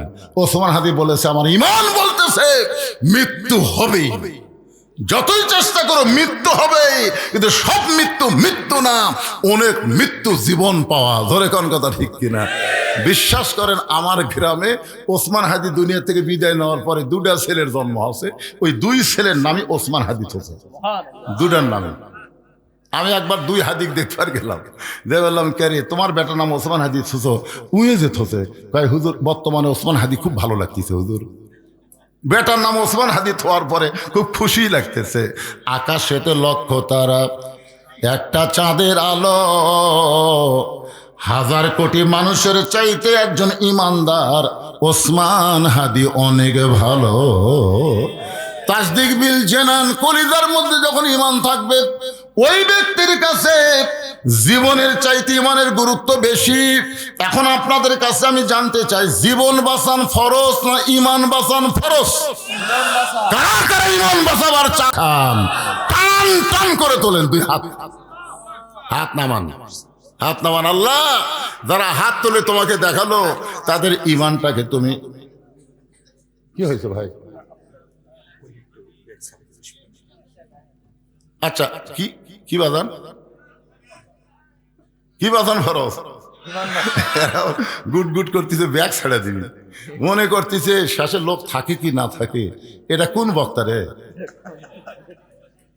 আসলে ভাইজান আমার ওয়াজ শুনিনি এমন শ্রোতা বাংলাদেশত নাই। হয়তো সরাসরি আমাকে দেখেনি, কিন্তু আমার ওয়াজ শোনেনি এইরকম কোনো শ্রোতা নাই। মানে এত ভাইরাল, এই কালো মানুষ যেটি ওয়াজ করার যায় এই ইউটিউবের জ্বালায়, বুঝলেন? অনেক জায়গা জোর হাত করে, ভাই তোরা আসিস না রে, ভাই তোরা আসিস না, এটা করে দেখেন, আমি নিষেধ করি। মানে এই বুড়া বয়সে এরা ভাইরাল করছে, বুঝলেন? আমার বাঁচাই কঠিন। কেবল ওয়াজ শুরু করছি, আমল বিল আরকানের মধ্যে গেলে মাংস পিছলেও লোক উঠবি না, আলহামদুলিল্লাহ কারণ তার মধ্যে কমিটির মধ্যে একটা এই এই এই এই না জানি কি হয়। আচ্ছা দেন, ব্যাগ ছেড়ে দেন, দেন দেন, ব্যাগ ছেড়ে দেন, 5 মিনিটের মধ্যে কান ছেড়ে দিই, এরকে ভিতর থেকে এই ফুসফুসিটা চলে যায় নাকি কোন ভাইজান? তারপরে এক টানা আওয়াজ হবে, আর কোন চিন্তা আছে? এক টানা সূরা আসরের আওয়াজ হবে ইনশাআল্লাহ। এই ঢোকো, ব্যাগলা ঢোকো। এই কোরআনকে মহব্বত করে, আল্লাহর কোরআনকে ভালোবেসে 10, 20, 50, 100 টাকা যিনি যা পারবেন দিবেন। দিবেন না ভাইজান? কারা কারা দিবেন না হাত তোলেন তো দেখি। একে হাত তুললো রে, কে রে, কে রে? আমার কাছ থেকে টাকা নিয়ে যা। আর কারা কারা দিবেন তারা একটা হাত তোলেন। কারা কারা দিবেন? লিল্লাহে তাকবীর। মাঝখানে কিছু লোক হাত তোলেন, আপনি 10 টাকাও দিতে পারবেন না, হাত তোলেন না কেন? টান টান করে হাত নামান। আমার মায়েরা যারা বসে আছেন, ও মা, আপনাদের জন্য আজকে সেই ফাটাফাটি ওয়াজ করবো মা ইনশাআল্লাহ। আপনারাও আল্লাহর রাস্তায় দিয়ে দিবেন। মেয়েদের মধ্যে মেয়েরা আদায় করবে, তাই না? হ্যাঁ, মেয়েরা আদায় করবে মা। আপনারা খুশি মনে দিয়ে দেন। এই ছেলেরা ব্যাগ লেগেছে, দেন দেন, সবাই বার করেন। আমি আপনাদের অনুরোধ করবো, সিঁড়া ফাটা যেই টাকা চালা লেয়নি, পানালা হাত দিয়ে ধরেনি, এই টাকা দেন, ব্যাগত দেন না। টাকাও বেশি উঠছি, কিছুক্ষণ পরে দেখবেন মেয়েকে টাকার টোপলা দেখেন আর আপনাকে টাকার ব্যাগ দেখেন, আপনার দিকে হবে। মেয়েরা সেই দেওয়া দেবে। আজকে ফাতেমার ওয়াজ হবে না ইনশাআল্লাহ? ভাইজান দিয়ে দেন, সবাই দিয়ে দেন। লান তানালুল বিররা হাত্তা তুনফিকু মিম্মা তুহিব্বুন। যেইটাকে আপনি মহব্বত করেন সেইটা আল্লাহ দেন। আপনার কাছে 200 টাকার লোট আছে, 100 টাকার লোট আছে, 50 টাকার লোট আছে, 10 টাকার লোট আছে। এই কয়টা লোটের মধ্যে কোনটাকে আপনি পছন্দ করেন? তো 200 দেন। এটা দিচ্ছেন কার? আল্লাহ। জোরে বলেন কে? এই যে মুরব্বী, ওঠে কেন? বাবা বসেন, বসেন, বসেন, বসেন, ওঠেন বাবা, বসেন, বসেন। আপনি দিবার না পারলে সমস্যা নাই, জোর জবস্তি নাই। যিনি যা পারবেন আল্লাহর রাস্তায় একটু দিবেন, একটু জিকির করেন। লা ইলাহা লা ইলাহা ইল্লাল্লাহ, লা ইলাহা ইল্লাল্লাহ, লা ইলাহা ইল্লাল্লাহ, লা ইলাহা। পাহাড় পর্বত নদ নদী এ নাম গাহে নিরবধি। আমার আল্লাহ নামের এতই মধু, আল্লাহ নামের এতই জাদু, লুকিয়ে রাখছেন হে আল্লাহ জোরে লা ইলাহা ইল্লাল্লাহ, লা ইলাহা। বাবা ব্যাগগুলো আদায় করে টেজত নিয়ে আসো তো। পুরুষ মানুষ কত টাকা দিল আমরা এক ব্যাগত তুলে একটু দেখবার চাই, আর মেয়ে মানুষরা কত দেয় আজকে আমরা দেখাবো। আগামীতে মরদ থাকবি না মেয়ে থাকবি দেখা দরকার, ধরে কোন ঠিক কি না? হ্যাঁ, এই জন্য ব্যাগগুলো আদায় করে সব টেজত নিয়ে আসবা ইনশাল্লাহ। হ্যাঁ, নিয়ে আসেন। আপনার একটু ধরে ধরে দেন তো দেখি, সবাই একটু বেশি বেশি করে দিয়ে দেন ইনশাল্লাহ। ছেলেরা, এই যুবকেরা যেন গান বাজনা করার চান্স না পায়, প্রত্যেক বছর যেন কোরআনের বাগান লাগায়। কি কারণ রাজি আছেন না? হ্যাঁ, আল্লাহর কোরআনকে মহব্বত করে সবাই দিবেন। কেউ যদি মনে করে হুজুর আমি 500,000 টাকা দান করব, ওই ব্যাগের মধ্যে কেমনে দেই, তাহলে আপনারা এই গুনাহগারের হাতে দিবার পারেন। এমন কোন লোক যদি থাকে তো 500 টাকার একটা লোট দেবো হুজুর, ব্যাগের মধ্যে দেওয়া যায়। মসজিদের দান বাক্সের মধ্যে আমরা কোনোদিন 500 টাকা পাইনি, বুঝলেন, খালি 10 টাকা 20 টাকা। একদিন এক মসজিদে আমি কইলাম ভাইজান আমার হাতে একটু দান করেন তো, তখন দেখলাম অনেক 1000 টাকা 500 টাকা দান করলো। তো এরকম কেউ যদি থাকেন এই গুনাহগারের হাতে একটু দেন তো। 500 টাকা লোট আছে যাদের বাপ মা কবরে গেছে, ভাই বাপ মায়ের কথা মনে করে যদি মনে করেন ব্যাগ আসা পর্যন্ত, ব্যাগ আসা শেষ আদায় শেষ, ওই দিকে ঘুরতেছে ব্যাগলা, ওটা কি রে আসে না কেন? এইদিকে আসে না কোথায়? 100 ঝংকার মাইকালা ভাই, আমি গুনাহগারের হাতে 100 টাকা দান করে দেয়, আল্লাহ তার মাইকটা সবসময় ভালো রেখো, জোরে কোন আমিন। কিন্তু মাইকালার একটা সমস্যা হলো এরা নামাজ পড়বার পায় না। এই মাইক আলা আর এই ভিডিও ম্যানেরা এরা কিন্তু খালি হুজুরের ওয়াজ তোলে, নামাজ খুব একটা পড়বার চায় না। আমি ওয়াজ করতেছি, তোমরা কিন্তু 5 ওয়াক্ত নামাজ ধরা লাগবে, ভিউ ব্যবসা কমে যাবে। আর তোমরা মাইক আলা ভাইজান এত বক্তা করে ওয়াজ শোনো আর নামাজ পড়ো না কেন? ঝুমকার মাইকের টাকা দিল কি খবর কি? এই মাগরিব এসে নামাজ পড়ছে, যা করছে ফজর থেকে শুরু করে ওই আবার উত্তর যাচ্ছে, কে উত্তর যাও। একটু মনোযোগ দিয়ে শুনবেন। ইমান সম্পর্কে রাসূল শেষ কথা বললেন আমল বিল আরকান, ইমান অনুযায়ী আমল করা লাগবে। আপনাদের কাছে আমার প্রশ্ন হলো, ইমানকে যদি আমরা রক্ষা করতে চাই তাহলে যে আমল না করলে ইমান থাকবে না, নাম নাই, চকচকা চেহারা, আর বিয়ে হবি না মানে করবার ছেলে মেয়েরা লাইন ধরবে, কি কয় আর ঢপ দেখছেন সালমান শাহর মতন। 500 টাকা দান করে গেল এক যুবক, আল্লাহ দানকে কবুল করেন। আব্বুর জন্য ইয়া দিয়েছেন পটিয়ালা টাকা দিয়েছেন না না চলে না, এই টাকা লেয় না ভাই, এখন টাকা ছিঁড়া টাকা লিবার চাই, কিন্তু পটি মারা টাকা লেয় না। না দানই যখন কর্ম, টাকা যদি ভালো থাকে সেটা দেবো না, কথা কর না কেন ভাই? এই দান কি দুনিয়ার জন্য না জান্নাতের জন্য রে? তো জান্নাতের জন্য ছিঁড়া টাকা দিবেন কে? নাই ও আর একজন দিছ, ও তোমার আম্মু দিছে, ঠিক আছে, এটা তো আমার হুজুর দিও না বাবা, এরা চলাবি যেভাবে হোক চলাবি ইনশাল্লাহ। বাপের জন্য দোয়া চাই, আল্লাহ বাবার কবরকে জান্নাতের টুকরা বানায় দেখ, ধরে কান আমিন। শুরু করবো না? আমল বিল আরকান, ইমান আমল করতে গেলে যে আমল না করলে ইমান থাকবে না, আপনারা বলেন তো সেই আমলের নাম কি? যে আমল না করলে ইমান থাকবে না সেই আমল হলো লা সালাতা লা ইমানা, যার নামাজ নাই তার ইমান নাই।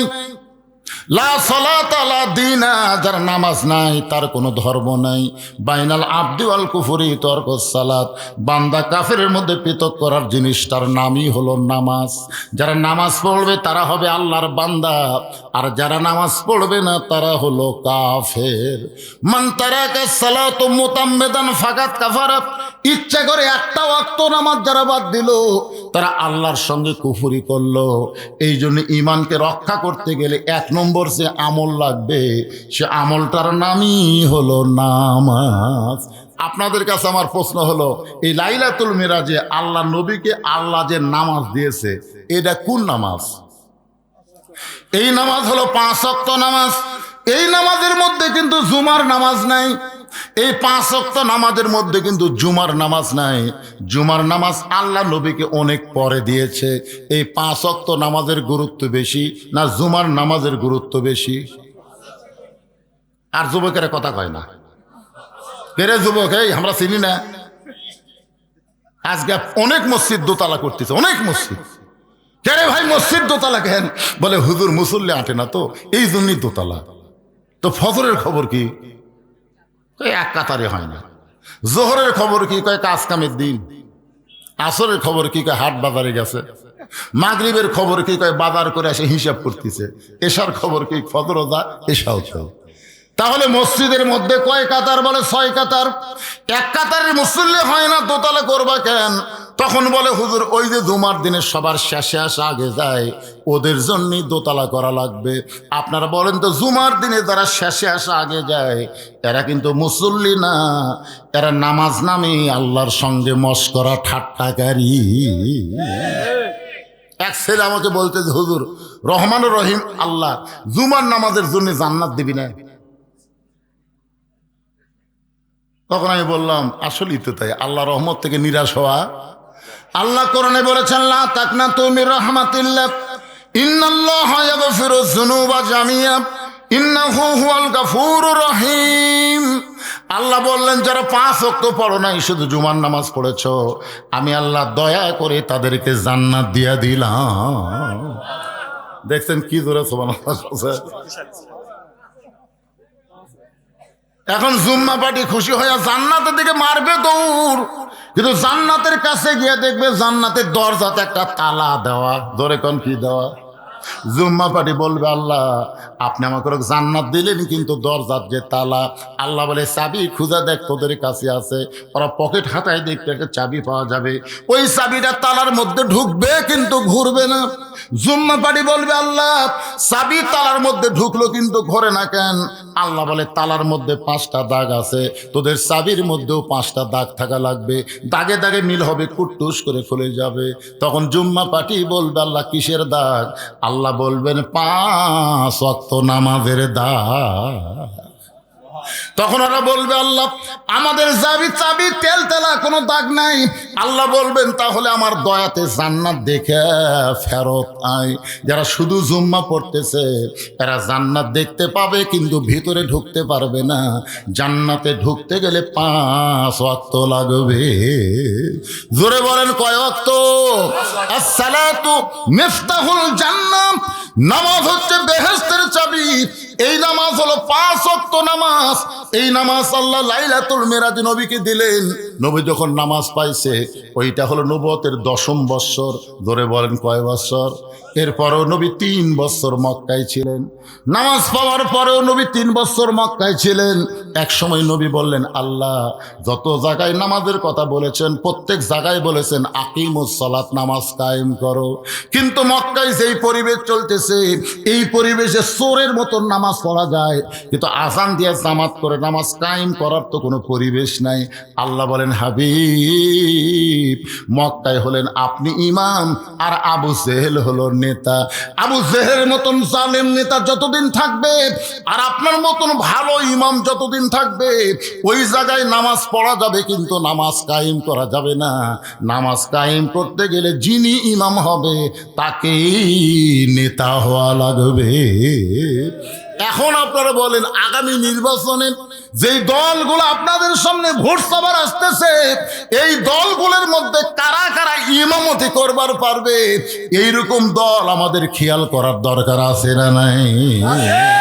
খালি নামাজ পড়লে হবে না, নামাজ পড়ানোর মতন যোগ্যতা থাকা লাগবে।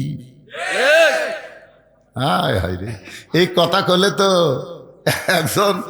একজন বলছে জাতীয় ইমাম, মুখের দিকে তাকা দেখেন তেলতেলা। আমাদের বাংলাদেশে আর যাই হোক মুসলিম ইমামের দিকে সবাই তাকায়, তাকায় কি তাকায় না? একজন আমার ফতুয়া আছে হুজুর ইমামের দাড়ি যদি এক মুষ্টির নিতে হয় তার পাশে নামাজ হবে?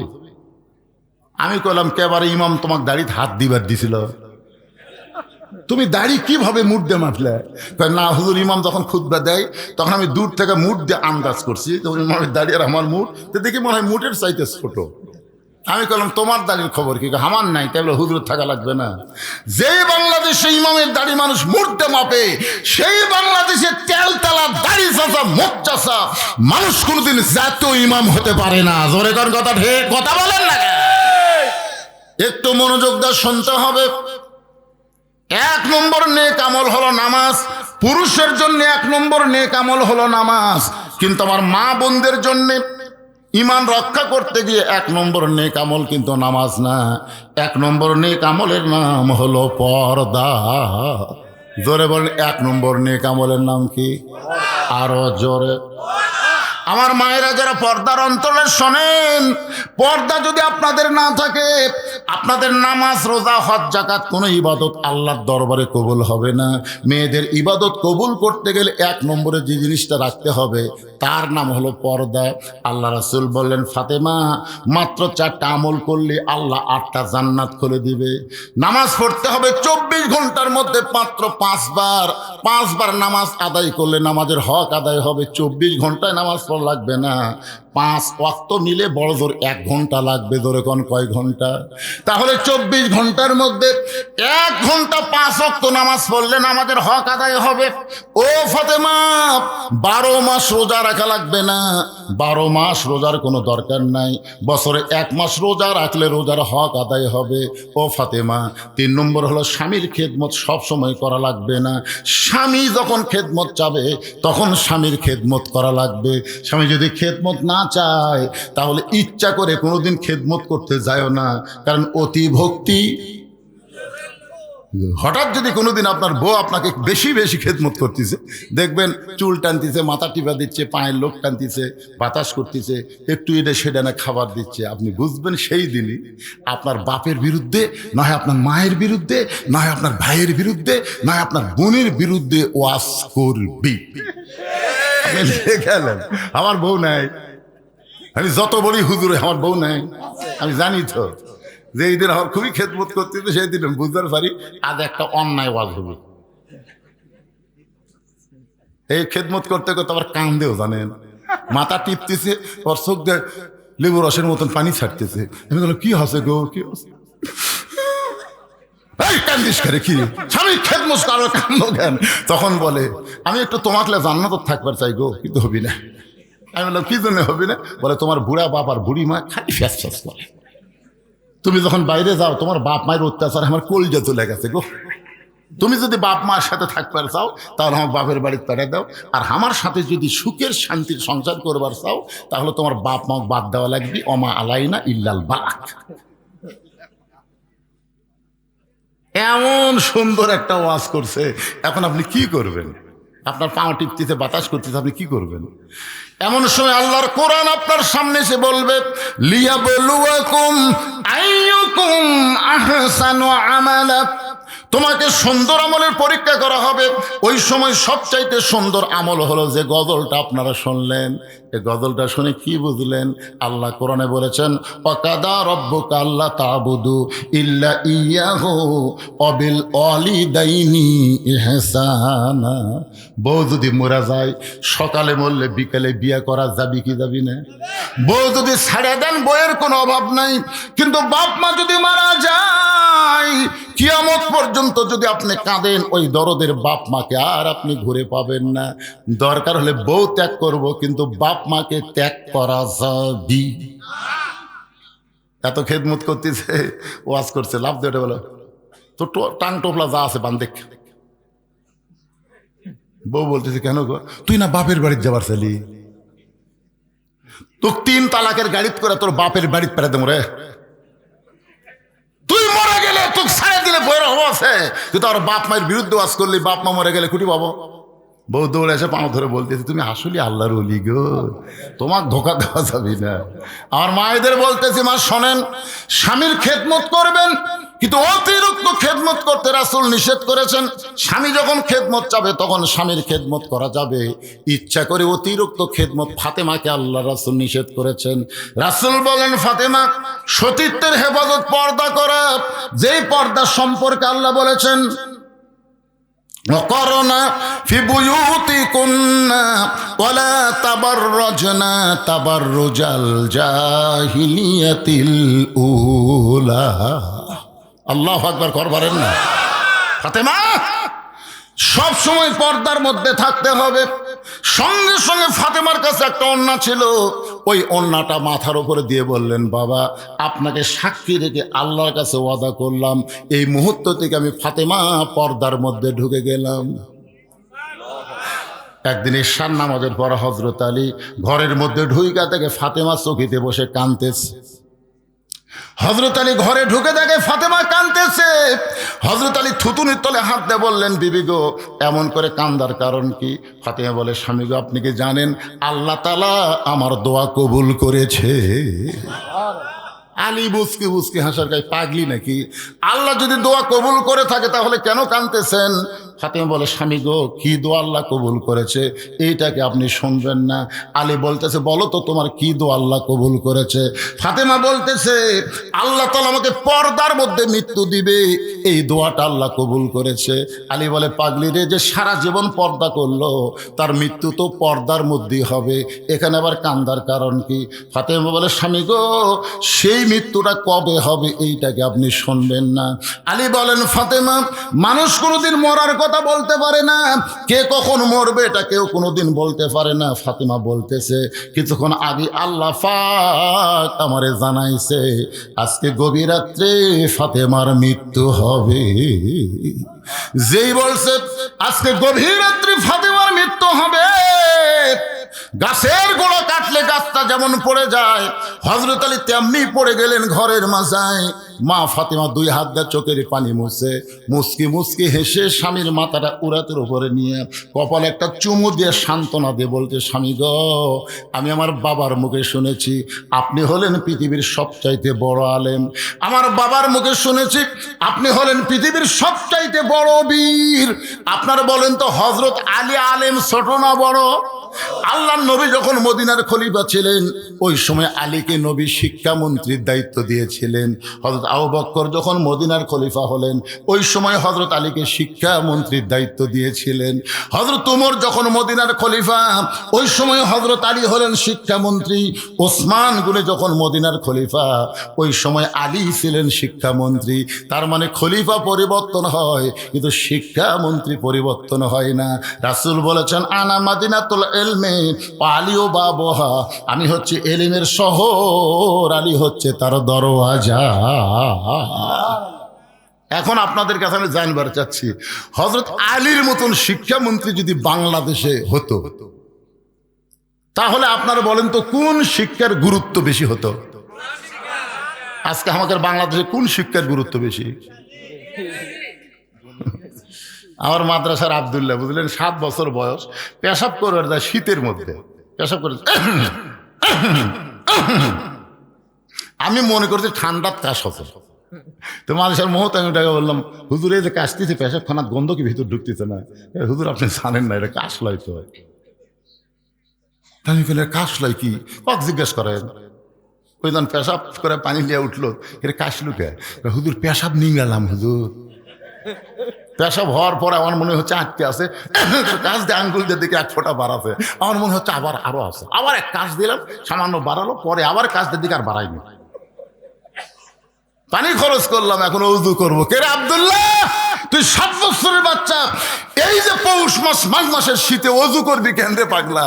আপনি জানেন না হুজুর, আমরা যে পড়া পড়ি এটা ধরবার গেলে শরীর পবিত্র থাকা লাগে হুজুর, ওযু ছাড়া হয় না।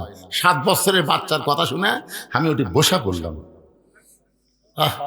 অথচ ওর চাইতে 2 বছরের বড়, ক্লাস 2 পড়ে, কান্দত ব্যাগলে খাড়া হয়ে মারতেছে। আমার গ্রামের এক ছেলে কিয়ামতের লক্ষণ পেশাব দিয়ে 40 লিখছে জানেন। হ্যাঁ, ওই পেশাব দিয়ে আগে লিখছে 4, পরে দিতে 0। আমি বললাম কে রে, পেশাব দিয়ে অঙ্ক লেখা জীবনে প্রথম দেখলাম। মাথা হাত দিয়ে চিন্তা করলাম এটা কি দিই। এক সময় রাগ সামলাম, এই কইছি মারছে তো। আমি দৌড়ে গিয়ে ধরে বললাম, কি করলি? কে রে, কেমনে পেশাব করা লাগে, বসা পেশাব করা লাগে, তোর স্যার তোকে শিখাইনি? তখন বলে, চাচা দেখি কন প্রাইমারি পেশাবখানার যা দিকে আমার স্যারই খাড়া হয়ে পেশাব করে। 90% মুসলমানের দেশে যেই শিক্ষার গুরুত্ব দিতে হবে সেই শিক্ষা পড়তে গেলে আগে পবিত্র হওয়া সেটা লাগবে। ধরে কোন কথা ঠিক কিনা? আমাদের বাচ্চাগুলোকে পবিত্র হওয়ার শিক্ষা দেওয়ার দরকার আছে না নাই? কি শিক্ষা দিচ্ছে? আকডম বাগডম ঘোড়াডম সাথে ঢাক ঢোলক ঝাঁঝর বাজে, বাঁচতে বাঁচতে চললো ঢুলি, ঢুলি গেল কমলা ফুলি। আপনার বলেন তো এর মধ্যে একটা কথা সত্যি আছে? তাহলে আপনার বেগুনা মাসুম বাচ্চাকে আপনি মিথ্যা শিক্ষা দিচ্ছেন, আর সেই শিক্ষার জন্য শিক্ষামন্ত্রী হাজার হাজার কোটি টাকা সংসদ থেকে বাজেট করতেছে। আগামীতে 12ই ফেব্রুয়ারি সঠিক জায়গায় যদি কাম করবার পারেন আর কোনো নাপাক শিক্ষা থাকবে না, পবিত্র শিক্ষা দিয়ে মুসলমানের শিক্ষা শুরু হবে। ধরে কোন কথা ঠিক কি না?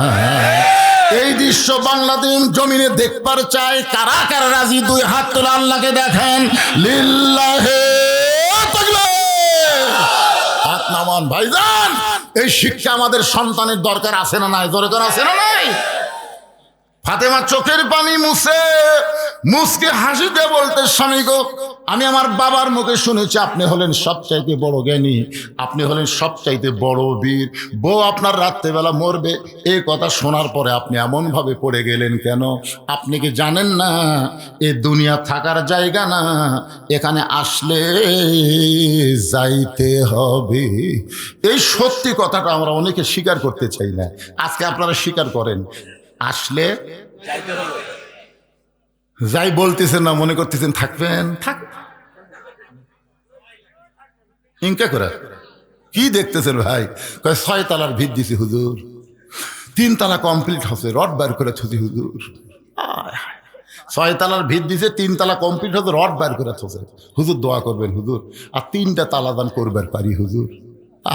হুজুরও দোয়া করতেছে আল্লাহ 3 তলা করছে, আর 3 তলা দান করবার পারে আল্লাহ। করা শেষ হলে যেন মরে আল্লাহ, করা শেষ হলে যেন মরে। আপনার বলেন তো 6 তালা না 20 তালা? এ কথা কোন 6 তালা না 20 তালা? তাহলে বারবার ঘাড় কাট করে উপর দিকে না তাকা, নিচ দিকে একবার তাকা। এই দুনিয়া থাকার জায়গা না, এখানে আসলে যাইতেই হবে। জোরে কোন কথা ঠিক কিনা? তো কেমনে যাবেন, কেমনে যাবেন? যে অবস্থা আছেন এই অবস্থা গেলে তো পিটন খাওয়া লাগবে। কিন্তু যেদিন ডাক পড়িবে, কিন্তু যেদিন ডাক পড়িবে কবর মাঝে যাইতে, জোগাড় কিছু করছো বন্ধু তার মাঝে বিছাইতে। ফাতেমা বলে, স্বামী গো, এমন করে আপনি কাঁদবেন না। আমি মরে যাওয়ার পর আমার 3টা চাওয়া আপনাকে পুরা করতে হবে। আমি দুনিয়া থেকে বিদায় নেওয়ার পরে আমার 3টা চাওয়া আপনাকে পুরা করা লাগবে। আপনি যদি দুর্বল হন তাহলে আমার 3টা চাওয়া আপনি কেমনে পুরা করবেন? আলী কান্দের বলে, ফাতেমা, দুনিয়াতে গরিব ছিলাম বলে তুমি কিছুই চাইলা না। হযরত আলী দুনিয়াতে ধনী ছিল না গরিব ছিল? কত বড় গরিব ছিল। আল্লাহর নবী বলেছেন, যদি আল্লাহ তাআলা না চাইতো আমি আলীর সঙ্গে আমার কলিজার টুকরা ফাতেমাকে বিয়ে দিতাম না।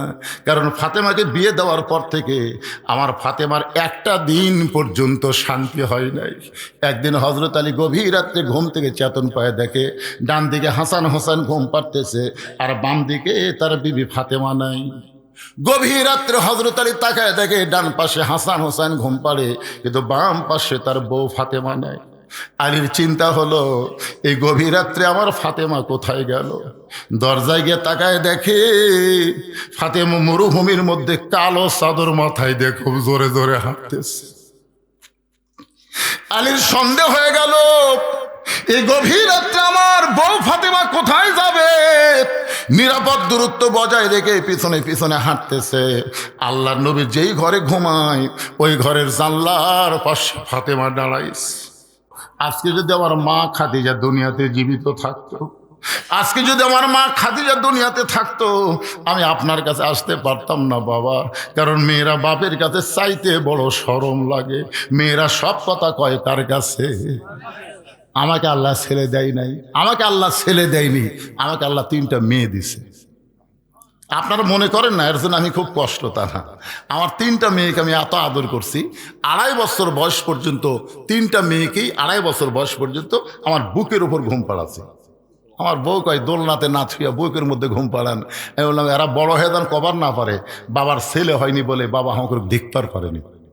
আমি এত আদর সোহাগ ভালোবাসাতে বড় করছি, এখন কোনো কিছু লাগলে আমার কাছে আর আসে না। যা কিছু কয় আর মায়ের কাছে কয়। আমার খুবই রাগ হলো, মায়ের কাছে কথা বলিস কেন? আমার কাছে এমন তাড়া দিলাম দেখি 3 জনে ঘরের মধ্যে ঢুকছে। আমি বললাম, তোদের কি লাগবে বল? কথা কয় না। আমি 3 জনের হাতে 300 টাকা দিলাম, 100 করে দিয়ে বললাম, মা হয়েছে? তখন বড় মেয়ে বলতেছে, সেটা আপনার বিবেচনা। তখন আবার 100 করে দিলাম, দিয়ে বললাম, মা হয়েছে নাকি? যদি আপনি বোঝেন। তখন আবার 100 করে দিলাম। যেই দিলাম 3 জন হাসতে হাসতে সালাম দিয়ে চলে গেল। আমার বড় ভাইকে একদিন বললাম, কে রে ভাই, আমার তো ছেলে নাই, তোমার তো ছেলে আছে, তো মেয়েরা এইভাবে চায়, ছেলেরা কিভাবে চায়? তখন আমার ভাই বলতেছে, শালার লাগবে 100-1000। তখন আমি বললাম, আল্লাহ রে, ছেলে না হয় তো ভালো। কারণ মেয়েদের অভ্যাস হলো মায়ের কাছে। জোরে বলেন কার কাছে? ফাতেমা কান্দের বলে, বাবা আমার মা খাদিজা যদি দুনিয়াতে থাকতো তাহলে আপনার কাছে আসতাম না বাবা, মেহেরবানি করে আপনি একটু ঘরের দরজা খোলেন। গভীর রাত্রে আল্লাহ নবী ঘরের দরজা খুলে দিল। যেই মাত্র ফাতেমা ঘরের মধ্যে, সঙ্গে সঙ্গে হযরত আলী দৌড়ে জানলার কাছে সে কানটা লাগায় শুনতে চায় বাপ মেয়ের মধ্যে কি এমন গোপন গল্প হয়। ফাতেমা বলতেছে, বাবা মেহেরবানি করে একটু বাতি জ্বলান, বাবা একটু ঘরে বাতি জ্বলান। আল্লাহ রাসূল বলে, ফাতেমা কি বলবি বল, বাতি জ্বলান লাগবে না। ফাতেমা বলতেছে, বাবা বহুদিন বলেছি কিন্তু বলে কোনো কাজ হয়নি বাবা, আজকে একটু মেহেরবানি করে ঘরে বাতি জ্বালান। আল্লাহ নবী যখন ঘরের মধ্যে বাতি জ্বালাইছে, সঙ্গে সঙ্গে ফাতেমা দুইটা হাত এইভাবেই নবীর সামনে বেড়ে দিয়েছে। নেওয়ার জন্য এভাবে হাত পাতাইতো, কিন্তু হাত দুইটা যখন এভাবে বাড়াইছে, রাসূল বাতির আলোতে তাকায় দেখে ফাতেমার দুইটা হাত গোশতের টুকরার মতন হয়ে গেছে। হাতের তালু আছে কিন্তু চামড়া নাই। দুইটা হাত গোশতের টুকরার মতন দেখে রহমাতুল আলামিন নবী, তিনি শুধু নবী না, একজন বাবা, মেয়ের হাতের দিকে তাকায় বলে, মা তুই দুইটা হাত আমারে কেন দেখাস মা? ফাতেমা বলে, বাবা এই দুইটা হাত যদি আমার স্বামী দেখতে পায় বড় কষ্ট পাবে, খাওয়া দাওয়া বন্ধ করে দিবে। আমার হাসান হাসান যদি দেখতে পায়, ওরা দুই ভাই কাঁদতে কাঁদতে কোনো দূরে চলে যাবে। বাবা আমার দুইটা হাত দুনিয়ার কাউরে দেখায়নি বাবা, আজকে গভীর রাত্রে আপনার কাছে আইছি, আপনি আমার হাতের দিকে তাকায় মাত্র 3টা দিনের জন্যে একটু খাবার ব্যবস্থা করেন বাবা। 3টা দিন হাতটা লুকে লুকে আমি তাদের সামনে খাবার দেব। 3টা দিন পরে যখন হাতটা ভালো হয়ে যাবে, আপনার দেওয়া জাঁতা আমি আবার ঘুরাবো বাবা, আবার জমের আটা, আবার গমের আটা আমি করবো বাবা। হযরত আলী এক দৌড় মারছে। এমন গরিব ছিলেন, দুনিয়ার জীবনে কিছুই দিবার পারি নাই। মরার পরে তুমি কি চাইবা ফাতেমা, তুমি কি চাও? ফাতেমা বলে, স্বামী গো আমার 1 নম্বর চাও হলো আমি যখন মরে যাব, রাতের বেলা মরছি, দিনের বেলায় আমার কবর দিবেন না, রাতের অন্ধকারে আমাকে দাফন করবেন। আমার কবরের খবর যেন দুনিয়ার কোনো মানুষ না জানতে পারে, কারণ আমি পর্দানিশী। আমার কবর দেখে আন্দাজ করে ফাতেমা লম্বা কত মানুষ জানবে, আমার পর্দার খেলাফ হয়ে যাবে। আমার 2 নম্বর চাওয়া হলো আমার কোনো জানাজার ব্যবস্থা করবেন না। মেয়ে মানুষের জানাজায় 20 লক্ষ মানুষ হয়, এটা অহংকার না। মেয়ে মানুষের জানাজায় কম পুরুষ মানুষ হয়, এটাই হলো অহংকার। ধরে কোন কথা ঠিক কি না? একটু মনোযোগ দিয়ে শোনেন।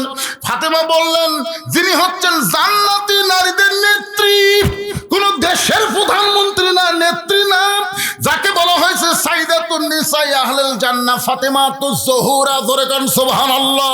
সেই ফাতেমা বলতেছে, আমার জানাজার কোনো ব্যবস্থা করবেন না। আমার জানাজা করবেন কিন্তু জানাজার ব্যবস্থা করবেন না। আলী বলে, ফাতেমা তুমি নবীর কলিজার টুকরা, তোমার মৃত্যুর খবর শুনলে হাজার হাজার মানুষ তোমার জন্য দোয়া করবে।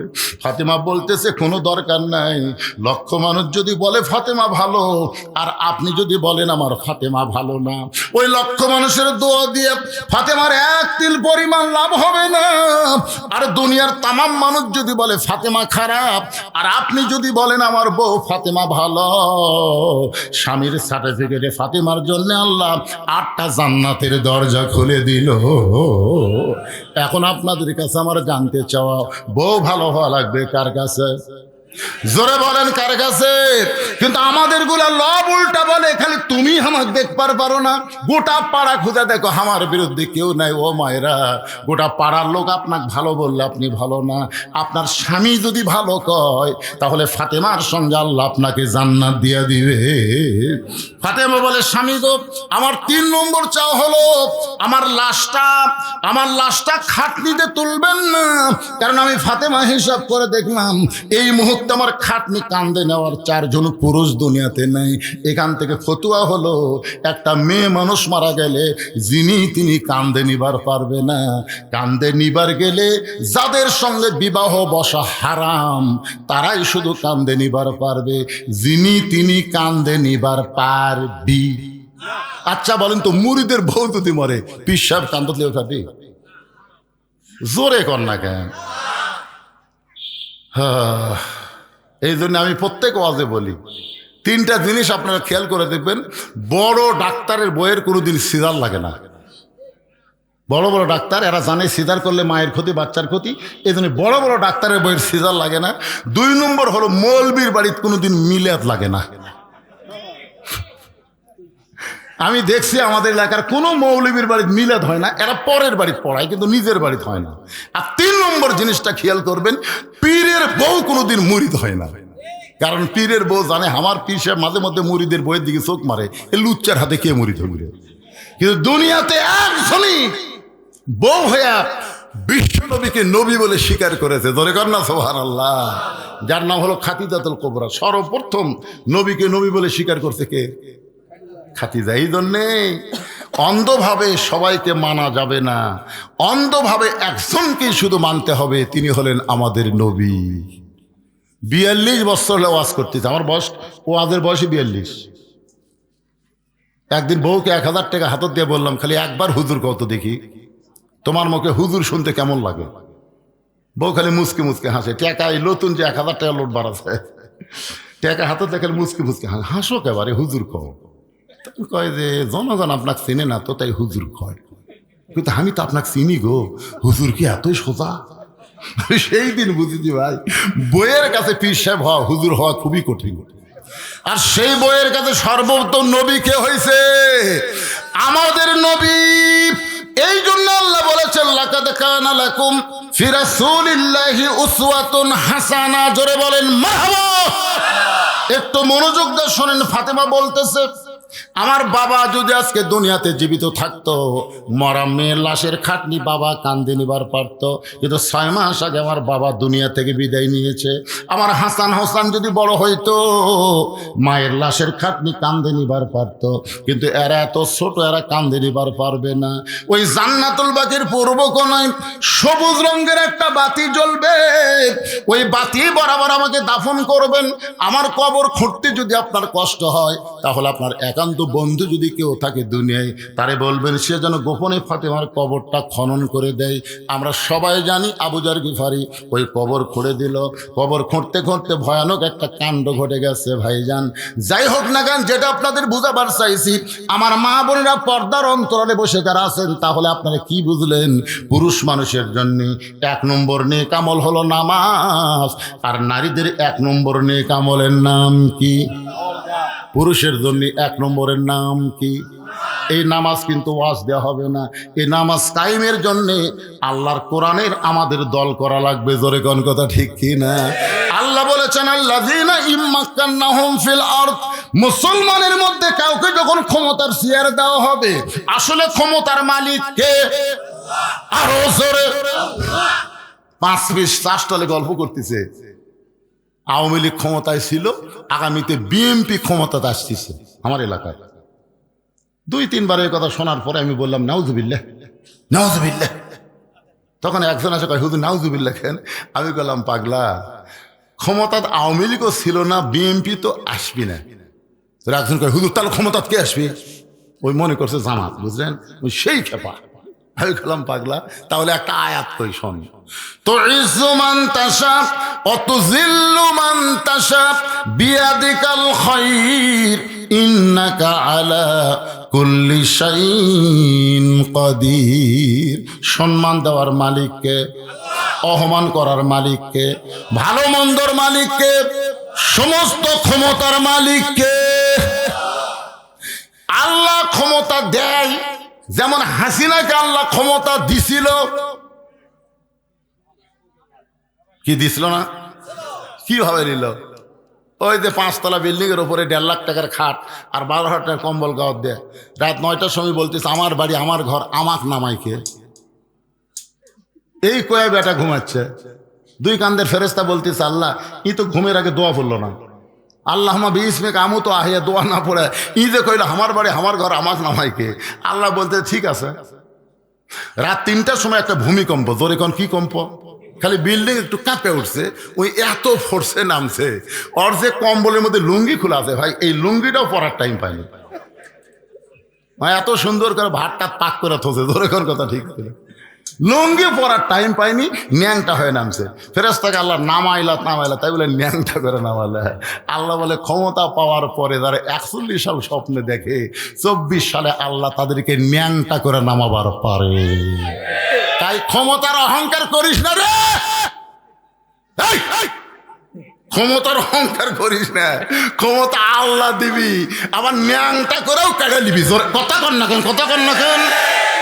ক্ষমতার মালিক কোন দল না, ক্ষমতার মালিক হলো আল্লাহ। করে দেন ক্ষমতার মালিককে। আল্লাহ যখন কোন মুসলমানের মধ্যে কাউকে ক্ষমতা দিবে, তার 1 নম্বর দায়িত্ব কি? 1 নম্বর দায়িত্ব হলো পর্দা সেতু। কি হচ্ছে কি হচ্ছে?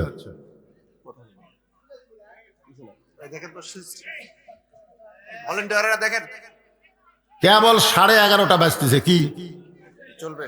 বিরক্ত হচ্ছেন? সূরা আসরের 2 নম্বর বিষয় চলতিছে, 3 নম্বর অথবা সবেল হকের ওয়াজ বোঝেন আপনারা? খালি সারা রাত চলবি না রে পাগলা, চলা পর্যন্ত চলবি। ধরে কোন কথা ঠিক কিনা?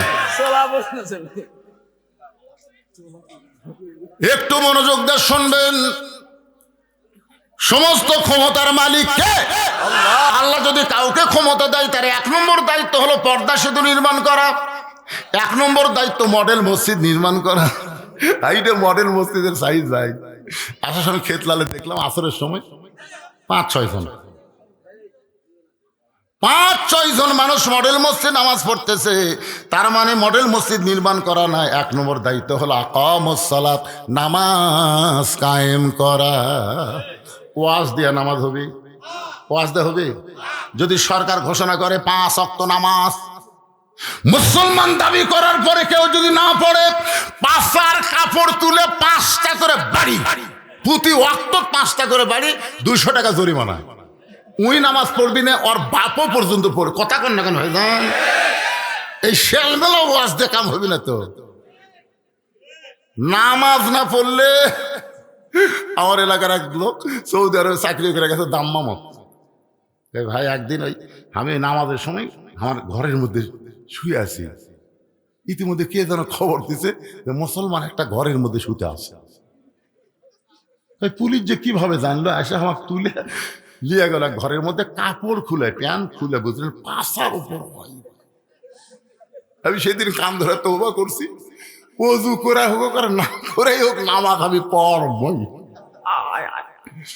আগে নামাজটা যদি ধরে, আল্লাহ কোরআনে বলেছেন ইন্নাস সালাতা তানহা আনিল ফাহশাই ওয়াল মুনকার, একমাত্র নামাজই পারে মানুষকে যাবতীয় বেহুদা এবং খারাপ কাজ থেকে বাঁচাই দিতে। আমাদের ছেলেদের হাতে যদি মোবাইল থাকে কোনো সমস্যা নাই, এরা যদি 5 ওয়াক্ত নামাজ পড়ে তাহলে অশ্লীল দেখতে গেলে এদের ঈমান বলবে কেউ না দেখলেও আমার আল্লাহ দেখতেছে।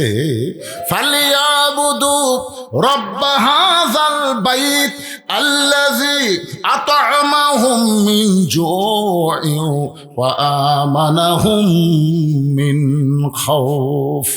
ওই ঘরের মালিকের যদি তোমরা গোলামি করো, নামাজ পড়ো, তোমাদের সাথে সাথে 2টা পুরস্কার দেওয়া হবে। ধরে কোন কয়টা?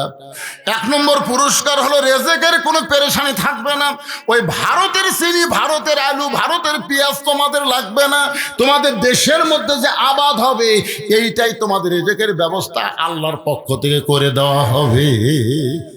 2 নম্বর ওয়া আমানাহুম মিন খাউফ, 3 দিকে ভারত। কয়েকদিন আগে একটা উগ্রপন্থী মন্ত্রী কি করেছে দেখছেন আপনারা ফেসবুকে? বলতেছে বাংলাদেশে যে হারে মৌলবীরা কোরআনের মাহফিলে বলতেছে সব দেখা হলো শেষ, আগামী দেখবো কোরআনের বাংলাদেশ। এই মৌলবীরা তো জানে না 3 দিকে ভারত, 1 দিকে সাগর। একবার যদি ভারত খেপে যায়, এই মৌলবীরা পালানোর কোনো জায়গা পাবে না, সাগরে ডুবে মরা লাগবে। আইরে উগ্রপন্থী মন্ত্রী ভাষণ দিতে ভাই, ওই ভাষণ শোনার সাথে সাথে আমি ফেসবুকে একটা স্ট্যাটাস দিলাম, মন্ত্রী রে তুই তো মুসাক চিনিস না রে, তুই মুসাক চিনিস? মালওয়ানের বাচ্চা, মুসাক চিনিস? মুসা নবীকে যদি চিনবার পারত তাহলে এই গরম বক্তব্য দিবার পারতি না। কারণ 3 দিকে ফেরাউন, 1 দিকে সাগর। আল্লাহ সাগরকে রাস্তা বানায় দিছে, মুসা নিরাপদে পার হয়ে গেছে। ফেরাউনের গোষ্ঠী চুবড়া মরিছে রে ভারতের মালওয়ানের বাচ্চারা, তোরাও চুবড়া মরবু। তোরা মনে করছে আমাকে হাতে বোম আছে, মার মার। আমাদের জাতির বিদার জন্য যদি নমরুদের চুলা আল্লাহ শান্তির বাগান বানাবার পরে, আমরা তো তারই সন্তান। ধরে কোন কথা ঠিক কিনা? মার মা বোমার। আমার এই ওয়াজটা কিন্তু ভারতে গেছে, কারণ আমারও আস্তে গোটা পৃথিবী চলে। ভারতের হিন্দুরা কই ওরে বাবা রে, আমি কইছি মার বোমার। আচ্ছা, নমরুদের চুলা যদি আল্লাহ শান্তির বাগান বানার পরে, বোমক আল্লাহ কিছু করে পারবে না? মনে করেন আপনাদের এই নওগাঁ বদল গেছে তো একটা বোম পড়ছে, কিন্তু আল্লাহ বলতে তো ফুটিস না। তখন বোম বলতেছে আল্লাহ ফুটপার, তখন নিষেধ করলেন, তাহলে এত বড় হয়ে পড়ে থাকে আমার লাভ কি? তো বোম বলবে কি চাস? ইসাব্বিহুলাহু মা ফিস সামাওয়াতি ওয়াল আরদ। বোম বলবে আল্লাহ আপনি একটা কিছু করে দেন, তার সলপল খাবার পাবে। তখন আল্লাহ ওই বিশাল বমক মিষ্টি তরমুজ বানিয়ে দিয়েছে, বুঝলেন? এলাকার সলপল পাথর দেয় করে এত বড় তরমুজ পড়ে আছে। ওরা আবার দাও খুন্তি যা যা আসলো, কাশি টাচি লিয়ে তরমুজ কাটতেছে। ওরা দূর থেকে অনুবেক্ষণ দূরবীন যন্ত্র দেখতেছি, ওরে বাবারে, আমাকে রে বোম ওরা কাটিয়ে খায়। আরে মালওয়ানের নেংটির বাচ্চা জানিস না রে, কি মনে করতেছেন? ফালিয়াবুদু রাব্ব হাযাল বাইত আল্লাযী আতামাহুম মিন জু'ইন ওয়া আমানাহুম মিন খাউফ। তাহলে নামাজ যখন কায়েম হয়ে যাবে, এই বাংলাদেশ একমাত্র আল্লাহ ছাড়া অন্য কারো ভয় করবে? রিজিক দেওয়ার মালিককে আরো জোরে জোরসে বলুন, পারে না? রিজিক দিয়ে আল্লাহ দেখায়নি? হাই রে আলু ভাই, ভারত দেওয়া লাগবে। সমস্ত আলুওয়ালা কই এত আলু হুজুর, এত আলু হুজুর। এই জন্য একটু মনোযোগ দিয়ে শুনবেন। সূরা আসর 3 নম্বর বিষয় হলো তাওয়াসাউ বিল হক। হক কথা বলতে হবে, হক পথে চলতে হবে। প্রয়োজনে হকের জন্য জীবন দেওয়া লাগতে পারে, তারপর আমরা হক থেকে বিচ্যুত হব। এই বাংলাদেশে আল্লামা সাইদি হুজুর, এদিকে তাকাও, আল্লামা সাইদি হুজুর যে হক কথাগুলো বলছে, আমাদের সমস্ত বক্তাদের ওয়াজ যদি এক পাল্লায় দেওয়া হয় আর সাইদি হুজুরের ওয়াজ যদি আর এক পাল্লায় দেওয়া হয়, আপনারা বলেন তো তার ওয়াজের ওজন বেশি হবে? আমাকে ওয়াজ, আওয়াজ আর কি ওয়াজ করছে পারে? যে ওয়াজ করার কারণে, কোরআনের হক তাফসীর করার কারণে অন্যায়ভাবে তাকে 13 বছর জেলখানায় বন্দি রাখলো, অন্যায়ভাবে। আপনারা বলেন তো সাইদি হুজুর রাজাকার? সাইদি হুজুর মানুষ খুন করছে, সাইদি হুজুর নারী নির্যাতন করছে, সাইদি হুজুর মানুষের বাড়ি পুড়ে দিছে, এইরকম মিথ্যা কেস দিয়ে তাকে জেলখানাত বন্দি করলো। অথচ আল্লাহ কোরআনে তদন্ত করে বলতেছে ইন্নামা ইয়াখশাল্লাহ মিন ইবাদিহিল উলামা। বান্দা সমূহের মধ্যে আলেম বান্দারাই আল্লাহকে সবচাইতে বেশি ভয় করে। আপনারা বলেন তো সাইদি হুজুরকে ছোট আলেম না বড় আলেম? তাহলে আল্লাহর কোরআনের তদন্ত হিসাবে কি কয়, আর এই শালি হাসিনা কি কয়? না না, ওই কি কয়ে অন্যায় ভাবে লোকটাকে জেলখানার মধ্যে বন্দি রাখলো। আমরা দোয়া করলাম, আল্লাহ কোরআনের পাখিকে তুমি হেফাজত করো।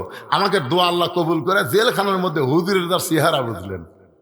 যেদিন বের করলো হাসপাতাল নিয়ে যাওয়ার জন্য, মাইক্রো থেকে পাওয়া নামা একটা হাসি দিছিল, সে হাসি দেখছেন আপনারা? এই হাসি দুনিয়ার কোনো হাসি নয়, এই হাসি হলো জান্নাতের হাসি। দুনিয়ার মুসলমানেরা হুজুরের হাসি দেখেছে, সেই হুজুরকে জেলখানা থেকে হাসপাতাল নিয়ে গেল শুধু হক কথা বলার অপরাধে। তাকে স্লো পয়জন ইনজেকশন করে হত্যা করে দিল। আগস্ট মাসে হুজুরকে হত্যা করলো।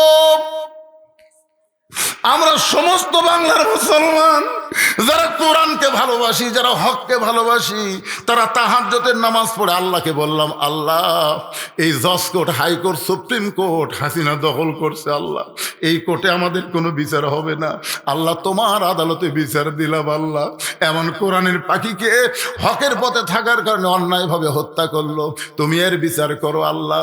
আগস্ট মাসে আমরা বিচার দিলাম, পরের আগস্ট আসা মাত্র আল্লাহ তাআলা আমাদের দোয়া কবুল করে ওই বেহককে বাংলাদেশ থেকে তাড়ায় দিছে। ধরে কোন কথা ঠিক কি না? কুল জাল হক ওয়া যাহাকাল বাতিল ইন্নাল বাতিলা কানা যাহুকা। আল্লাহু আকবার। হক পথে চলতে হবে, হক কথা বলতে হবে। হকের উপর যদি মৃত্যু হয় অসুবিধা আছে? মরা তো লাগবেই রে ভাই। এখান থেকে বাড়ি যাওয়ার গ্যারান্টি দেওয়ার মরদকে বলেন না, ধুর আমার বাড়ি সবচাইতে কাছে, আমি বাড়িতে যাবার পারবই, এই গ্যারান্টি যদি দিবার না পারেন তাহলে মরা লাগবে। এই বিশ্বাস অন্তর আনলে কি হয়? কি হয়ে মরব? আল্লাহ বলেছেন লা তামুতুন্না ইল্লা ওয়া আনতুম মুসলিমুন, মুসলমান নহে তোমরা মৃত্যুবরণ করো না। সূরা আসর 4 নম্বর বিষয় হলো তাওয়াসাউ বিল হক ওয়া তাওয়াসাউ বিস সবর। ধৈর্য ধারণ করা লাগবে। নানা রকম বিপদ আপদ মুসিবত আসবে, এর মধ্যেও আমাদের ধৈর্য নিয়ে মোকাবেলা করা লাগবে। আপনার শোনেন মনোযোগ দিয়ে, যে মায়ের কোনোদিনও বাচ্চা হয় না, বিয়ে হওয়ার পরে এবার প্রথম বাচ্চা হবে, আপনারা বলেন তো ওই মায়ের ধৈর্যের দরকার আছে না নাই? সবাই তো জানে মায়ের পায়ের তলে সন্তানের জান্নাত। এই যে কি গজল শুনলেন। 23 সালের 25 ডিসেম্বর আমার মা মারা গেছে, 18 সালের 3রা জুলাই আমার বাবা মারা গেছে।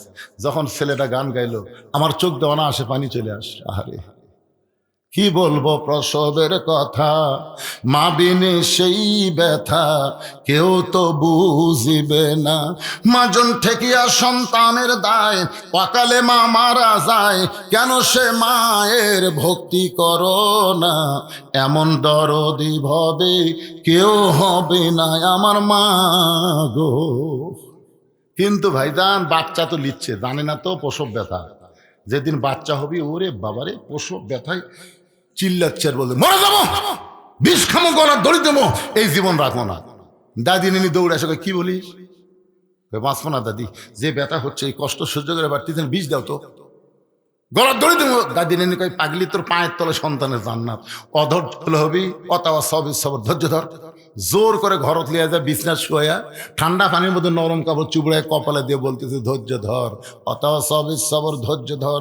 যখনই ব্যথার কারণে চিল্লা চিল্লি করে, দাদি নানি বলে রাস্তার ধারত বাড়ি, তুই যদি চিল্লা চিল্লি করিস রাস্তাতে মানুষ যাবি আর কি। ওই বাড়ির একটা মেয়ে মানুষ বাচ্চা শুনে তা জ্ঞান গেল, ভাই তোর কি শরম নাই? ধৈর্য ধর, দাঁতের উপর দাঁত দে, অথবা সবই সবর, ধৈর্য ধরো, দাঁতের উপর দাঁত দেয়। যখন করতেছে এমন সময় দাদি ধাই মাকে বলেছে মা টান। যেই টান মারছে বিষের জ্বালায় বেহুশ হয়ে গেছে। বাচ্চা জন্ম হলো, বাচ্চাকে গোসল করানোর পরে ওই বাচ্চা যখন মায়ের বুকে দেয়, বাচ্চার দেহের পরশে মা হুঁশ ফিরে পায়। মা যেই মাত্র হুঁশ ফিরে গেছে, ওর যে প্রসব ব্যথা হলো, এত কষ্ট হলো, ওইটার একটু খেয়াল নাই। বাচ্চাকে বুকের কাছে নিয়ে মুখের মধ্যে নিয়ে জিব্বা বের করে চুমা খায়। দাদি নানি তিরস্কার বলে ফেলে দে, এরে ফেলে দে, লাগতে মারা ফেলে দে, এর জন্যই তো গলার দড়ি দিবার চাইলি, এর জন্যই বিষ খাবার চাইলি, একেবারে এমন আদর সোহাগ কেন করতেছিস? মা তখন বলে দাদি ব্যথার পরে এমন শান্তি, এটা আমি আগে বুঝতে পারি নাই। এই বাচ্চা যখন বুকে নিলাম তখন আমি সব কষ্ট ভুলে গেলাম। এই বাংলাদেশে বহু ভালো মানুষকে ফাঁসি দেওয়া হয়েছে, এই বাংলাদেশে বহু ভালো মানুষকে গুম করা হয়েছে, এই বাংলাদেশে বহু ভালো মানুষকে জেলের মধ্যে ঢুকাইছে, এই বাংলাদেশে আমার মতন মৌলানা 9 বার জেলত গেল। এই বাংলাদেশে আমরা বাড়ির থাকতে পারি নাই, আমরা আলুর বাগুরের মধ্যে ঘুম পাড়ছি। ভাই কত কষ্ট সহ্য করেছি। মা যেমন কষ্ট সহ্য করে প্রসব ব্যথা সহ্য করেছে, এরপরে বাচ্চা যখন বুকে পাইছে মা সব ব্যথা ভুলে যায়। আমরা সব কষ্ট ভুলে যাব, একটাও কষ্ট আমাদের অন্তরে থাকবে না। যেদিন আল্লাহর কোরআন দে বাংলাদেশ চলবে আর কলেমার পতাকা পথ পথ করে আকাশে উড়বে, আমরা সব কষ্ট ভুলে যাব, ফাঁসির কথা ভুলে যাব, গুম করার কথা ভুলে যাব, নির্যাতনের কথা ভুলে যাব। মা যেমন সন্তান বুকে পায় সব কথা ভুলে যায়, আমরা আল্লাহর কোরআনের রাষ্ট্র দেখে আমরা সব ভুলে যাবার চাই। আল্লাহ যেন আমাদের সবাইকে এই তৌফিক দান করে। সকলে বলি আল্লাহুম্মা আমিন। সবাই ইস্তেগফার পড়েন। আস্তাগফিরুল্লাহ রাব্বি মিন কুল্লি জামবি ওয়া আতুবু ইলাইহি, আস্তাগফিরুল্লাহ রাব্বি মিন কুল্লি জামবি ওয়া। এই শোনেন, একটা মোনাজাত হবে, লাভ দিয়ে ওঠেন কেন রে ভাই, বাড়ির যাওয়ারই গ্যারান্টি নাই। আর দোয়া ও মুখুল ইবাদত, ইবাদতের মধ্যে দোয়া হলো মাথা রে। মাথা যদি না থাকে দেহের কোনো দাম আছে? এই যে ছেলেরা কষ্ট করে মেহনত করে এত সুন্দর আয়োজন করেছে, আপনার দীর্ঘ সময় পর্যন্ত শুনলেন, আর মোনাজাত না করে দৌড় মারতেছেন, বাড়ির যাওয়ার গ্যারান্টি দিতাম। রাস্তার মধ্যে যে আপনার কিছু হবি না এই কথা কম। বহু লোক রাস্তার মধ্যে কিছু হয়ে হাসপাতালে যায়, বাড়ির যাওয়াই হয় না। এই জন্য ইস্তেগফার বলেন, আমাদের যুবকদের জন্য দোয়া করা লাগবে। যুবকেরা শুধু কোরআনের মাহফিল করবে না, তারা যেন 5 ওয়াক্ত নামাজি হয়, জোরে কোন ঠিক কি না? এই জন্য সবাই ইস্তেগফার পড়েন। আস্তাগফিরুল্লাহ রাব্বি মিন কুল্লি জামবি ওয়া আতুবু ইলাইহি, লা হাওলা ওয়ালা কুওয়াতা ইল্লা বিল্লাহিল আলিয়্যিল আযীম। আল্লাহুম্মা সাল্লি আলা মুহাম্মদ, আল্লাহুম্মা বারিক আলা মুহাম্মদ। আজকের মাহফিলের সভাপতির দায়িত্বে কি আছিলেন? কিছু বলবেন? এটা কি বাবা, ও টাকা দিলেন না কিছু প্রশ্ন করলেন রে? একটা প্রশ্ন করছে, দেখেন তো সবার না একা। কম বয়সে বিয়ে করা সুন্নত, এই বিষয়ে বাবা মায়ের উদ্দেশ্যে কিছু বলেন। কে রে পাগলা, এত পরে আছো রে? তিনটা বিষয়ে দেরি না করার বিষয় হলো, কোনো মানুষ মারা গেলে তাকে দাফন করতে দেরি করা যাবে না।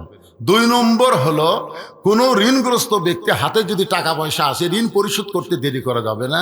আর 3 নম্বর হলো, ছেলে মেয়েদের যদি বিয়ের বয়স হয়, এটা কিন্তু সরকারি বয়স না, বিয়ের বয়স, বুঝতেছেন? সরকারি বয়স না, বিয়ের বয়স যখন হবে তখন বিয়ে দিতে দেরি করা যাবে না। আপনি চিন্তাই করবেন না বেকার আছে, এ আছে, সে আছে, না, তাকে তাড়াতাড়ি বিয়ে দিবেন, আল্লাহ তাআলা রহমত বরকতের দরজা খুলে দেবে ইনশাল্লাহ। যদি বাপ মা দেরি করার কারণে ছেলে অকাম বদকাম করে, বাপ মারও দোষ হবে। এই জন্য আপনারা দেরি করবেন না। রেজেক দেওয়ার মালিককে আল্লাহ।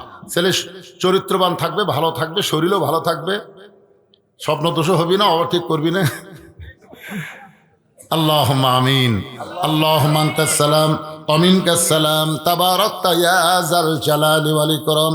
আয় আল্লাহ তাআলা, কঠিন শীতের ভিতরে তোমার হাজারো বান্দা বান্দিরা আরামের বাড়ি ঘুমকে বাদ দিয়া কোরআন হাদিসের মহব্বত কলিজার মধ্যে নিয়ে এই জান্নাতের বাগানে বসে বসে কোরআন হাদিসের আলোচনা শোনার শেষে আমি গুনাহগারের সঙ্গে রহমতের দরজায় ফকির হয়ে দোকানা হাত তুলেছি। আল্লাহ মেহেরবানি করে আজকের মাহফিল আমাদের সকলের হেদায়েতের জন্য, নাজাতের জন্য, জান্নাতের জন্য কবুল করো।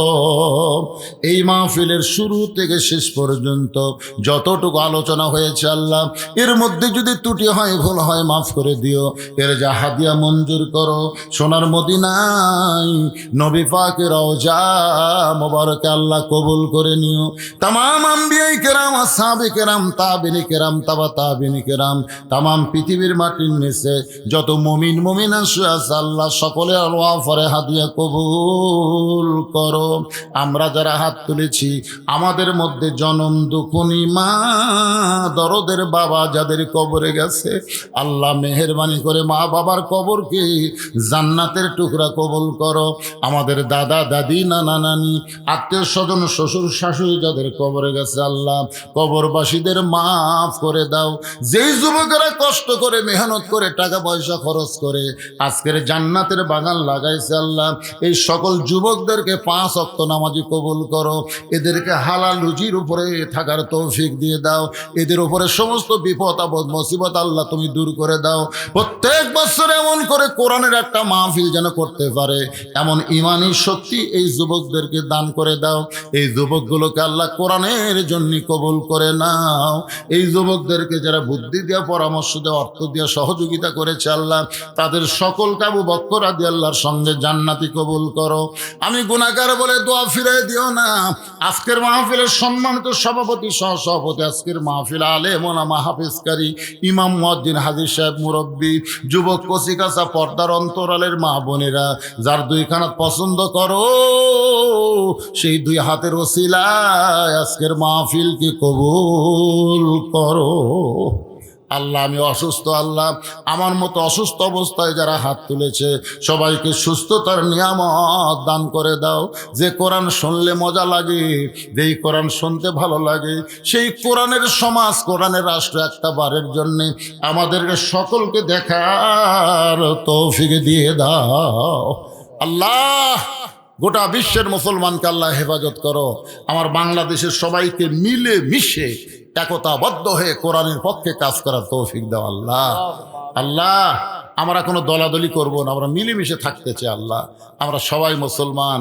ঘরে আগুন লাগলে সবাই দল করে না, দৌড়ে এসে আগুন নিভাই। কেউ মারা গেলে দল করে না, সবাই সে তার জন্য দোয়া করে। আমরা সবাই মিলেমিশে থাকতে চাই আল্লাহ। আমাদের কোনো দল নাই, আমরা সবাই মুসলমান আল্লাহ। আমাদেরকে মাফ করো, কবুল করো আল্লাহ।